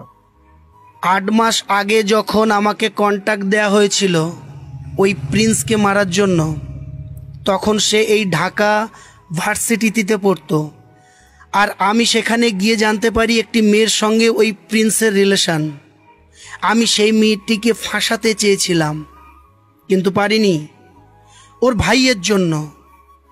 আর 2 মাস আগে সেই মেয়েটির পরিচয় জানতে পারলাম, আর সে হলো রাষ্ট্রপতির মেয়ে বৃষ্টি। মানে? খুলে বলো। আরে নিলয় ভাই, মেধা সেই মেয়েটিকে মারতে বলেছিল, যেটা হলো বৃষ্টি রাষ্ট্রপতির মেয়ে ছদ্মবেশে ছিল। আমাদের বিয়েতে ওই কথাটা ও জানতে পেরেছি। বাহ, আমার বন্ধু শত্রু দেশে এসে প্রেমও করেছিল? হ্যাঁ বস। আর আমার যদি রাষ্ট্রপতির পরিবারটা হাতের মুঠোয় আনতে পারি একবার, তার মেয়েটিকে যদি চাপ দেই, তাহলে আমরা সেই রকস্টার সিটির বাদশা আমাদের কাছে আসতে বাধ্য বাধ্য বাধ্য। তোমার বুদ্ধির তারিফ করতে হয় রাফু। ঠিক আছে, এই প্ল্যান রইল। সময় করে রাষ্ট্রপতি পরিবারকে তুলে নিতে হবে, কিন্তু অনেক নাইট গার্ড পুলিশ থাকবে। যে এইসব ছোটখাটো বিষয় নিয়ে চিন্তা করলে হয়? তোমরা হলো দেশের টপ মাফিয়া আর এইগুলো নিয়ে চিন্তা করছো। আমি দেশের টপ মাফিয়ার ডেভিল এনকে, আর এই কাজটি আমি খুব সহজেই করে ফেলবো। করতে পারলে ভালোই, আর না পারলে সব আমারই করা লাগবে। কালাম সাহেবকে নিয়ে মাহিম রাষ্ট্রপতির বাড়ির সামনে আসলো, কিন্তু সাধারণ একজন এমপি হয়ে কোনো ভিজিটর কাজ নেই বলে ঢুকতে দিল না। তাই মাহিম ফোন বের করে মারুফের নাম্বারে ফোন দিল। কিরে সমন্দি, আমি তোর বাড়ির নিচে দাঁড়িয়ে আছি, কিন্তু ঢুকতে দেয় না কেন? সালা, আমার বাড়ি কি সাধারণ বাড়ি মনে করেছিস যে আসবি আর ঢুকতে দেব? ভুলে গিয়েছিস এটা রাষ্ট্রপতির বাড়ি। হ্যাঁ ভাই, বুঝতে পারছি। এখন তুই আমাকে ভিতরে নিয়ে চল, না হলে তোর বোনের বিয়ের কথা হবে না। ঠিক আছে, তুই অপেক্ষা কর, আমি নিচে আসি। হাজার হলেও তুই আমার একমাত্র বোনের জামাই হবি। মাহিম আর কামাল সাহেব কিছু সময় অপেক্ষা করার মাঝেই মারুফ বাড়ির নিচে নেমে আসলো। অফিসার, এসপিকে আসতে দিন, সে আমার বন্ধু। কিন্তু স্যার, কোনো ইনভেস্টিগেশন কার্ড? সে আমার বন্ধু, আমি নিজে আসছি, তাও তোমরা কথা বলছো বেশি। সেনাবাহিনীর অফিসারকে মারুফ একটু তেজ গলায় বলল। সরি স্যার, ভুল হয়ে গেছে। অফিসার গেট খুলে দিলে মাহিম আর কালাম সাহেব ভিতরে প্রবেশ করলো। তোমার বাবা বাড়িতে আছেন তো? আঙ্কেল, আপনারা আসবেন তাই আজ আমি বাসায় থাকতে বলেছি। মাহিম আর কালাম সাহেব বাড়ির ভিতরে প্রবেশ করলো। চারপাশে সব সিকিউরিটি গার্ড দেওয়া, খুব হাই, আর বাড়ি অনেক সুন্দর। মারুফ দুইজনকে সোফায় বসতে দিল। কাজের লোককে নাস্তা দিতে বলে বাবার রুমের দিকে গেল। বাবা, তোমাকে কাল যাদের কথা বলেছিলাম তারা আসছে। ঠিক আছে, বসতে বলো। বৃষ্টি নিজের রুম থেকে উকি দিয়ে দেখলো মাহিম আর তার আঙ্কেল আসছে। এইটা দেখে বৃষ্টি অনেক খুশি লাগছে। আয়নার সামনে দাঁড়িয়ে মুচকি হাসছে আর নিজেকে দেখছে। আসসালামু আলাইকুম স্যার। কালাম সাহেব উঠে দাঁড়িয়ে পড়ল। সাথে সাথে মাহিম উঠে দাঁড়িয়ে সালাম দিল। ওয়ালাইকুম আসসালাম। আরে আপনারা বসুন, দাঁড়িয়ে আছেন কেন? আপনি গণ্যমান্য ব্যক্তি, আপনার সামনে কিভাবে বসি? আচ্ছা, নাস্তা করুন। আর কেন আসছেন জানতে পারি কি? আসলে আমার এই ছেলে আপনার মেয়েকে ভালোবাসে, তাই বিয়ের কথা বলতে এসেছিলাম। ও আচ্ছা, তুমি নিশ্চয়ই মাহি? জি আঙ্কেল, আমি মাহিম। তোমার জন্য আমার মেয়ে তো পাগল। তোমাকে দেখার খুব ইচ্ছা ছিল, আর সেটা পূরণ হয়ে গেল। কিন্তু দেখো বাবা, আমি কোথায় রাষ্ট্রপতি আর তুমি সাধারণ একজন এসপি। তোমার সাথে কি আমার মেয়ের যায়? বাবা, তুমি এসব কি বলছো? তুমি চুপ করো। বড়দের বিষয়ে তুমি বুঝবে কি? একটা বিয়ে কোনো ছেলে খেলা নয়। আঙ্কেল, আমি সাধারণ একজন এসপি হতে পারি, কিন্তু আপনার মেয়েকে আমি সুখে রাখতে পারবো। সুখ টাকা এই দুইটা তফাৎ তুমি বুঝো? কি বলতে চাচ্ছেন আপনি? টাকার কাছে সব ভালোবাসাই শেষ। তোমার ওই সাধারণ চাকরিতে আমার মেয়ে যাবে না, তাই ভালো হয় তুমি এখান থেকে চলে যাও। বাবা, তুমি তোমার মেয়ের জীবনটা টাকা দিয়ে হিসাব করছো? সেটা না, আমি বাস্তবতা বলছি। ওই অল্প পরিমাণ টাকার কাছে বৃষ্টি কোনোদিনও থাকতে পারবে না। তোমার মেয়ে ঠিকই থাকতে পারবে, কিন্তু মনে আছে তুমি থাকতে পারছো না কারণ এইখানে তোমার সম্মান বেঁধে আছে। যে মারুফ, বেশি বলে ফেলছ। আর কামাল সাহেব, আপনাদের কথা আমি শুনতে চাচ্ছি না, কারণ এমন লো ক্লাসে আমার মেয়ের বিয়ে দেওয়ার কোনো ইচ্ছাই নেই। আপনারা এখন আসতে পারেন। মাহিম, আর কথা বলতে হবে না, আমি যা বুঝার বুঝে গেছি। মাহিম আর কিছু বলল না, নিজের আঙ্কেলকে সাথে নিয়ে বেরিয়ে আসলো। ইচ্ছে করলে সেও জবাব দিতে পারত, কিন্তু না, সব কিছু নীরবে মেনে নিল আর বৃষ্টিকে বুঝিয়ে দিতে চাই তার বাবার কথা। মাহিমরা সরে গেলে বৃষ্টি তার ভাইয়ের থেকে সব কিছু জানতে পারল। আর সব শুনে বৃষ্টি বাড়িতে তুফান তুলে দিল। যা পাচ্ছে তাই ভেঙে ফেলছে, তাকে ঠেকানো মুশকিল হয়ে পড়েছে। আমি বিয়ে করলে মাহিমকেই করব, পারলে তোমরা ঠেকাও। বৃষ্টি চিৎকার করে বলল। সেদিন এরপর থেকে মাহিম আর বৃষ্টির ফোন রিসিভ করেনি, এমনকি মারুফেরও না। বৃষ্টির ফোন রিসিভ না করাতে বৃষ্টি পাগলামি শুরু করে দিয়েছে। বাড়িতে যা পাচ্ছে তাই ভেঙে ফেলছে। নিজের মা বাবার কথা শুনছে না। মারুফও তার বোনকে সামলাতে পারছে না, আর মাহিমের সাথেও যোগাযোগ করতে পারছে না মারুফ। রাত 12টা বাজে। চারিদিকে ঝিঝি পোকার ডাক। রাষ্ট্রপতির বাড়িতে সবাই ঘুমিয়ে আছে। বাড়ির আশেপাশের সব সিকিউরিটি গার্ডরা দাঁড়িয়ে গার্ড দিচ্ছে।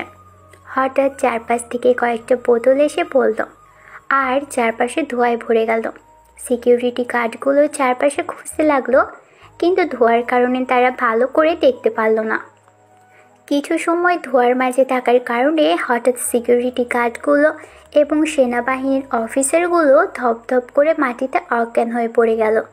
চারপাশে থেকে কালো পোশাকধারী লোক বাড়ির ভিতরে ঢুকে পড়ল এবং রাষ্ট্রপতি এবং তার স্ত্রীকে কিডন্যাপ করল। বৃষ্টিকেও কিডন্যাপ করে নিল। মারুফ জেগে নিজের কম্পিউটারে কাজ করতেছিল, কিন্তু চারপাশে ধোঁয়ায় ভরে যাওয়া দেখে রুমের বাইরে বেরিয়ে আসলো।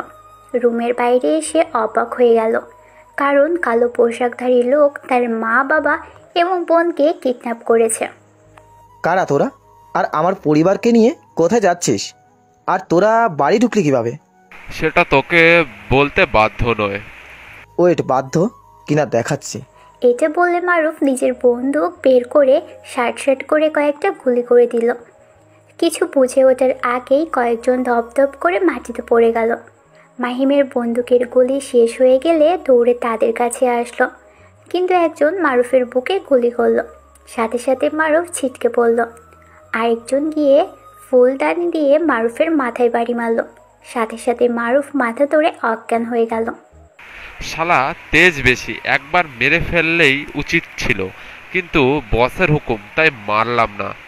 একদম তাড়াতাড়ি সবাইকে গাড়িতে তোল, এখানে বেশি সময় নষ্ট করা যাবে না, কারণ অনেক পথ যেতে হবে। তারপর সবাই ধরাধরি করে বাড়ির বাইরে নিয়ে আসলো 4 জনকে এবং গাড়িতে করে তুলে নিয়ে চলে গেল। অন্ধকার রাষ্ট্রপতির বাড়ি থেকে যে তারা গায়েব হয়ে গেল কেউ বুঝতে পারল না। আপনাদের মনে হতে পারে তারা অজ্ঞান হলো না কেন? আসলে কালো পোশাকধারী লোকগুলোর মুখে এক ধরনের মাস্ক ছিল, যার জন্য ধোঁয়াটি তাদের নাকে যেতে পারেনি এবং অজ্ঞান হয়নি। রাত 1টা, মাহিম নিজের রুমে ঘুমিয়ে আছে। কয়েকদিন নিজের কাজ নিয়ে খুবই ব্যস্ত ছিল। আজ সেটা নিস্তার পেয়েছে, তাই খুব আরামেই ঘুমিয়ে গেছে। কিন্তু এই ঘুমের মাঝেই তাকে ডিস্টার্ব করছে তার ফোন। পরপর কয়েকবার বেজে উঠল, তাই বিরক্ত হয়ে ফোন ধরল। হ্যালো ভাই, আমি রানা বলছি, রাষ্ট্রপতির বাসায় যাকে আপনি রেখেছেন। হ্যাঁ রানা বলো। বস কারার জন্য সবাইকে তুলে নিয়ে গেছে। কি? কখন আর কিভাবে? তুলে নিয়ে যাবার কথা শুনে মাহিমের ঘুম উড়ে গেল আর বিছানায় উঠে বসল। বস কালো পোশাকধারী লোক কি একটা ধোঁয়া মেরে সবাইকে অজ্ঞান করে তাদের তুলে নিয়ে গেছে। আচ্ছা ঠিক আছে, আমি ওইদিকে দেখছি। তুমি সবাইকে সুস্থ করার ব্যবস্থা করো, মানে জ্ঞান ফেরানোর। আচ্ছা ভাই। মাহিম নিজের ফোন রেখে চিন্তা করতে লাগলো তাদেরকে কে তুলে নিয়ে যেতে পারে। কিন্তু কিছু সময় ভাবার পর মুখে মুচকি হাসি ফুটে উঠল। বাব্বা, আমাকে কাছে ডাকার জন্য আমার ভালোবাসার মানুষকে তুলে নিয়ে যাওয়া হয়েছে। খুব ভালো, আই এম কামিং। তারপর মাহিম নিজের ফোন থেকে কাউকে মেসেজ পাঠিয়ে দিল। সময় এসে গেছে, তৈরি থেকো। অন্ধকার রুমে বেঁধে রাখা হয়েছে জাহাঙ্গীর সাহেব, তার স্ত্রী এবং বৃষ্টিকে, আর পাশে রক্তাক্ত অবস্থায় পড়ে আছে মারুফ। কিছু সময় পর সেখানে নিলয়, রাফি আর কামরুল এমপি আসলো। কেমন আছেন রাষ্ট্রপতি স্যার? আরে আরে, তোরা কি করেছিস? ওনার মুখ খুলে দে। হাজার হলো তিনি আমাদের রাষ্ট্রপতি। কামরুল সাহেবের কথা শুনে একজন গার্ড গিয়ে রাষ্ট্রপতি ও তার পরিবারের মুখের বাঁধন খুলে দিল। কামরুল, তুই তুই কেন আমাদের তুলে নিয়ে আসলি? তোর সাহস হলো কি করে? স্যার, ভুল হয়ে গেছে, আমাকে মাফ করে দিন। আমি আপনাদের তুলে নিয়ে আসি নাই, তুলে তো নিয়ে আসছে এরা দুজন। নিলয় আর রাফিকে দেখিয়ে। ভাইয়া, তোর আমার ভাইয়ার সাথে কি করলি? ওর শরীর থেকে রক্ত বের হচ্ছে কেন? বৃষ্টির কথা শুনে জাহাঙ্গীরও সামনে তাকিয়ে দেখলো তার ছেলে রক্তাক্ত অবস্থায় পড়ে আছে। কেউই সেটা খেয়াল করেনি। তোমরা আমার ছেলেটার সাথে কি করেছো? কিছুই করি নাই। তোদের তুলে নিয়ে আসার সময় একটু বেশি বাড়াবাড়ি করতেছিলি, তাই ছোট করে একটা গুলি করেছে। কি? দেখ কামরুল, আমার ছেলে যদি কিছু হয় তাহলে তোকে ছেড়ে কথা বলবো না।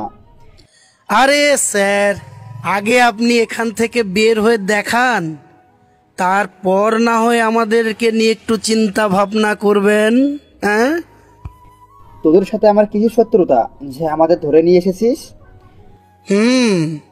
তোদের সাথে কোনো শত্রুতা নেই। তোরা তো শুধুমাত্র খেলনার গুটি। আসল খেলোয়াড় তো তোদের মেয়ে প্রেমিক। মানে মাহিমের সাথে তোদের কিসের শত্রুতা? শুধু আমাদের সাথে শত্রুতা না, আরও কিছু বড় বড় ব্যক্তিদের সাথে তার শত্রুতা আছে।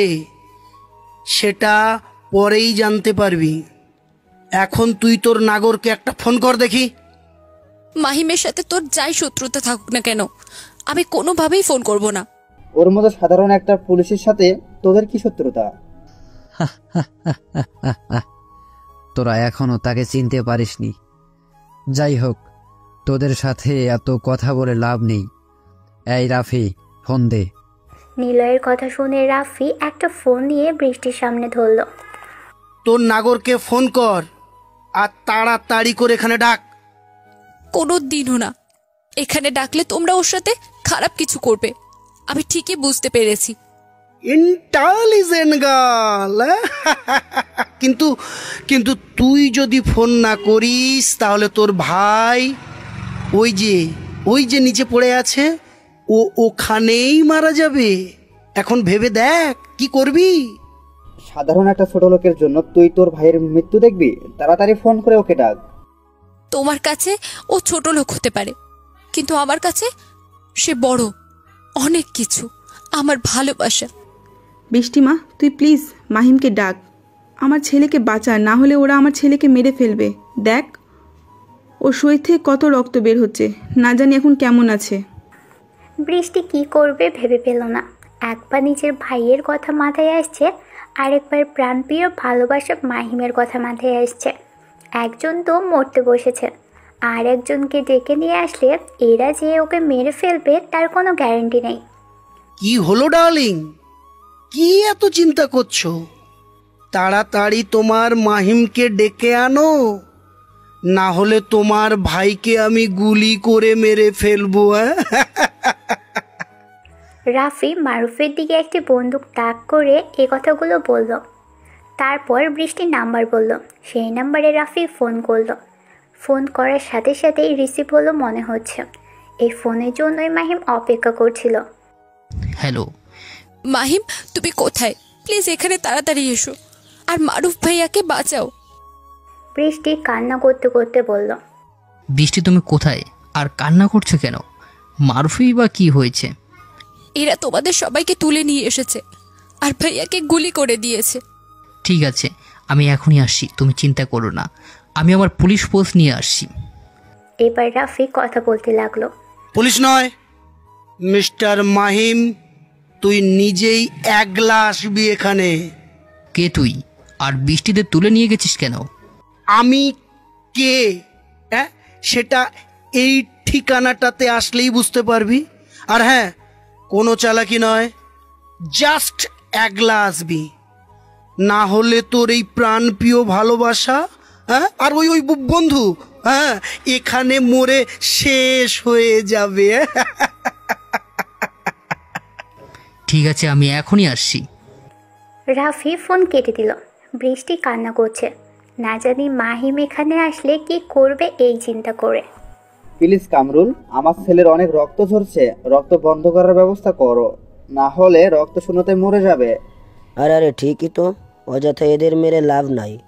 এই কে আছিস, এর ছেলের রক্ত বন্ধ করার ব্যবস্থা কর তাড়াতাড়ি, বলে দিয়েছি এখনই করে ফেলবে। তোমার ভয় করছে না? তুমি রাষ্ট্রপতির সাথে এইসব করছো। আমরা থাকতে ভয় কিসের বলেন আঙ্কেল? তোমরা কারা যে ওদের ক্ষমা করবে? আমরা কারা একটু পরেই বুঝতে পারবেন আমরা কারা। শুধু একটু সময়ের অপেক্ষা। মহিমকে আসতে দে। মাহিম? মাহিম? এই মাহিমের জন্য কেন? কি করেছে? হ্যাঁ, বৃষ্টি চিৎকার করে বলল। তোমার ভালোবাসার মানুষটি কি তা জানতে পারবে, শুধু আসতে দাও বেবি। মাহিম নিজে পুলিশের গাড়ি নিয়ে রাফি দেওয়ার ঠিকানায় চলে আসলো। জায়গাটা জঙ্গলের পাশে একটা বড় জঙ্গলি বাড়িতে। মাহিম নিজের গাড়ি থেকে নেমে চারপাশে ভালো করে দেখে নিল। বাবা, বেশ ইন্টারেস্টিং জায়গায় ঠিক করেছে যে। মাহিম এটা বললে মুচকি হেসে বাড়ির মধ্যে প্রবেশ করলো। দুইজন মাহিমের পুরো বডি চেক করলো। কোমরে একটা বন্দুক ছাড়া কিছুই পেল না। আরে ভাই, এই সরকারি বন্দুক ছাড়া আমার কাছে কিছুই নেই। চল আমার সাথে। আরে ভাই, সরকারি কর্মকর্তা, একটু সম্মান দিয়ে কথা বল। হ্যাঁ হ্যাঁ, একটু পরে পায়ের নিচে পড়ে থাকবি, আবার সম্মান। সেটাও ঠিক রে। মাহিমকে নিয়ে হলরুমের সামনে নিয়ে আসলো, যেখানে বৃষ্টিতে রাখা হয়েছে। মাহিম দেখে রাফি আর নিলয় হাততালি দিল। বাহ এসপি, বাহ! আরে আপনিও চলে এসেছেন। আসতে তো হতোই, কারণ আপনারা যে আমার ভালোবাসার মানুষটিকে ধরে আনছেন। হ্যাঁ ঠিক তো, আমি তো আসছি। এখন বলেন আমাকে কি করতে হবে, আর ওদের ছেড়ে দেন। ছাড়বো তো বটেই, বাট তোর সাথে একটু গেম খেলি। মাহিম ভাইয়া, ওই দেখো। বৃষ্টি কান্না করে বলল। বৃষ্টি ইশারা দেওয়ার দিকে তাকিয়ে দেখলো মারুফ রক্তাক্ত অবস্থায় পড়ে আছে। মাহিম দৌড়ে মারুফের কাছে গেল। এই মারুফ, ওর কি হয়েছে? চোখ খোল তুই। মাহিম জোরে জোরে ডাকতে লাগলো, কিন্তু মারুফ ও দিল না। মাহিম প্লিজ, আমার ছেলেটাকে বাঁচাও। তুমি যা বলবে আমি তাই করব। দরকার হলে তোমার সাথে আমার মেয়ের বিয়ে দেব। মাহিম জাহাঙ্গীরের কথা কানে দিল না, মারুফকে কোলে তুলে নিল আর বাইরে যেতে গেল, কিন্তু রাফি এসে মাহিমের পেটে লাথি মারল। সাথে সাথেই মাহিম পড়ে গেল, সাথে মারুফও। তলপেটে লাথি মারার জন্য মাহিম চিৎকার করে উঠল, তবুও নিজের ব্যথাকে দমিয়ে রেখে আবার মারুফকে নেওয়ার চেষ্টা করলো, কিন্তু চারপাশে থেকে হকি দিয়ে মাহিমকে মারতে লাগলো। তাই মাহিম নিজেকে প্রোটেক্ট করার জন্য নিজেও মারামারি করতে লাগলো। এর সাথে এভাবে হবে না ভাই, আপনি ভালো করেই জানেন, তবু কেন এমন করছেন বলুন তো? আরে বাকিদের আসার আগে ওরে আহত করেছি, যেন বাঘ থেকে বিলি হয়ে থাকে। এটা ওর কাছে খেলা, তার থেকে আমি একটু দেখি। ওকে দেখ, কিন্তু সাবধানে। মাহিম মারামারি করতেছিল, তখনই রাফি একটা রড দিয়ে মাথায় বাড়ি মারল। এতে মাহিম মাথা ধরে বসে পড়ল। মাহিম, পিছন থেকে মারা নট ফেয়ার। রাফি ছুরি দিয়ে আঘাত করতে লাগলো আর মাহিম ডস করতে লাগলো। অনেকগুলো আঘাত মাহিমের শরীরে লেগেছে। হঠাৎ রুমের মাঝে গুলি করতে করতে অনেকগুলো লোক প্রবেশ করলো। কিছু বুঝে ওঠার আগেই নিলয়ের সব লোক মাটিতে পড়ে গেল। রাফি পিছনে তাকিয়ে দেখল ঢাকার একসময় কিং ছিল যে জিলানি, সে অস্ত্র হাতে দাঁড়িয়ে আছে। জিনালি, তুই তুই তো মারা গেছিস। হা হা হা, সবার কাছে গিয়েছিলাম, কিন্তু ওই ছেলেটি আমাকে বাঁচিয়েছিল, আর আজ আমি এখানে।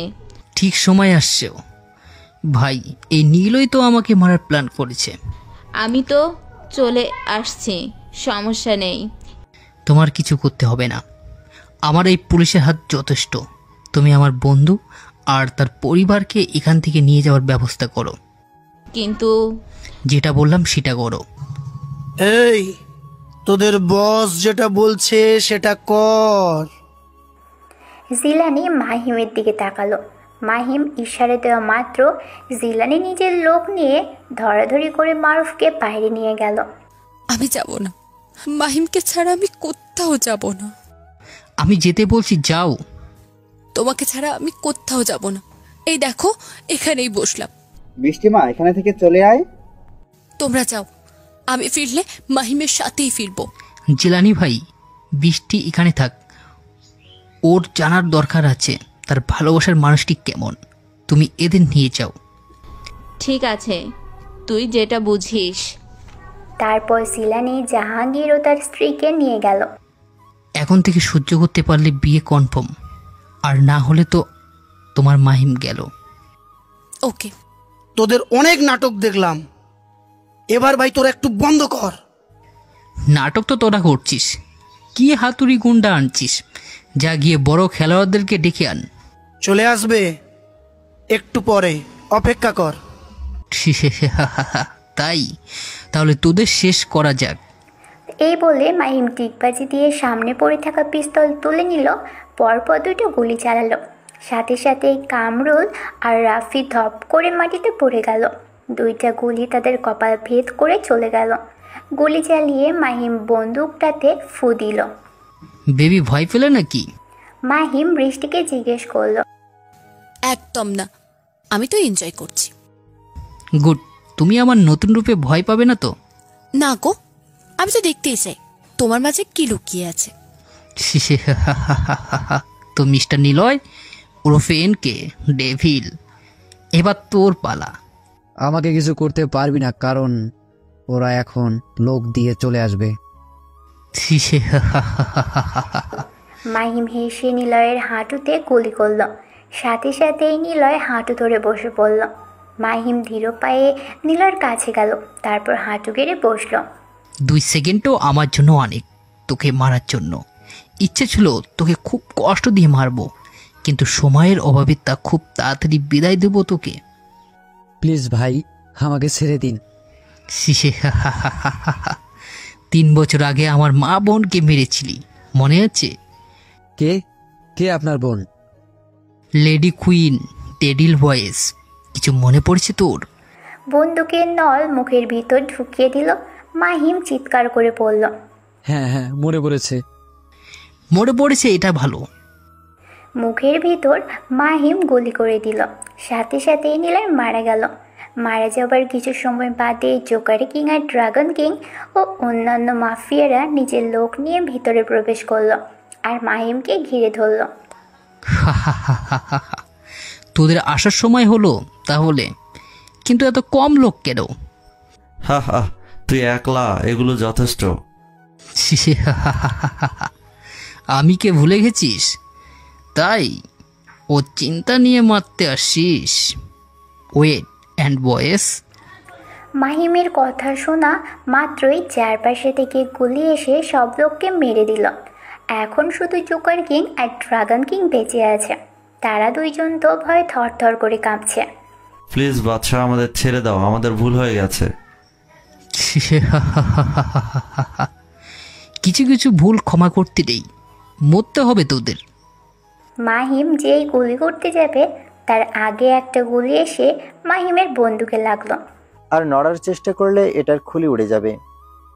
মাহিম দরজার দিকে তাকিয়ে দেখল। মাহিম যখন জোকার কিং আর ড্রাগন কিংকে মারতে যাবে তখনই সেখানে আর কে আর কালাম সাহেব উপস্থিত হয়, সাথে আরেকজন। সে হলো কামাল সাহেব, যার মাথায় বন্দুক ধরে আছে আর কে। তাড়াতাড়ি তোর লোককে বেরিয়ে আসতে বল, আর না হলে এই কামালকে শেষ করে দিব। একদম কিছুই করিস নাই, আমি বের হতে বলেছি। মাহিমের ইশারা পাওয়া মাত্রই তার ডেডলি বয়েজ দলের সদস্যরা বেরিয়ে আসলো আর মাহিমের কথা মতো বন্দুক ফেলে দিল। বন্ধু, তুই আসছিস? এত লেট করে আসলি কেন?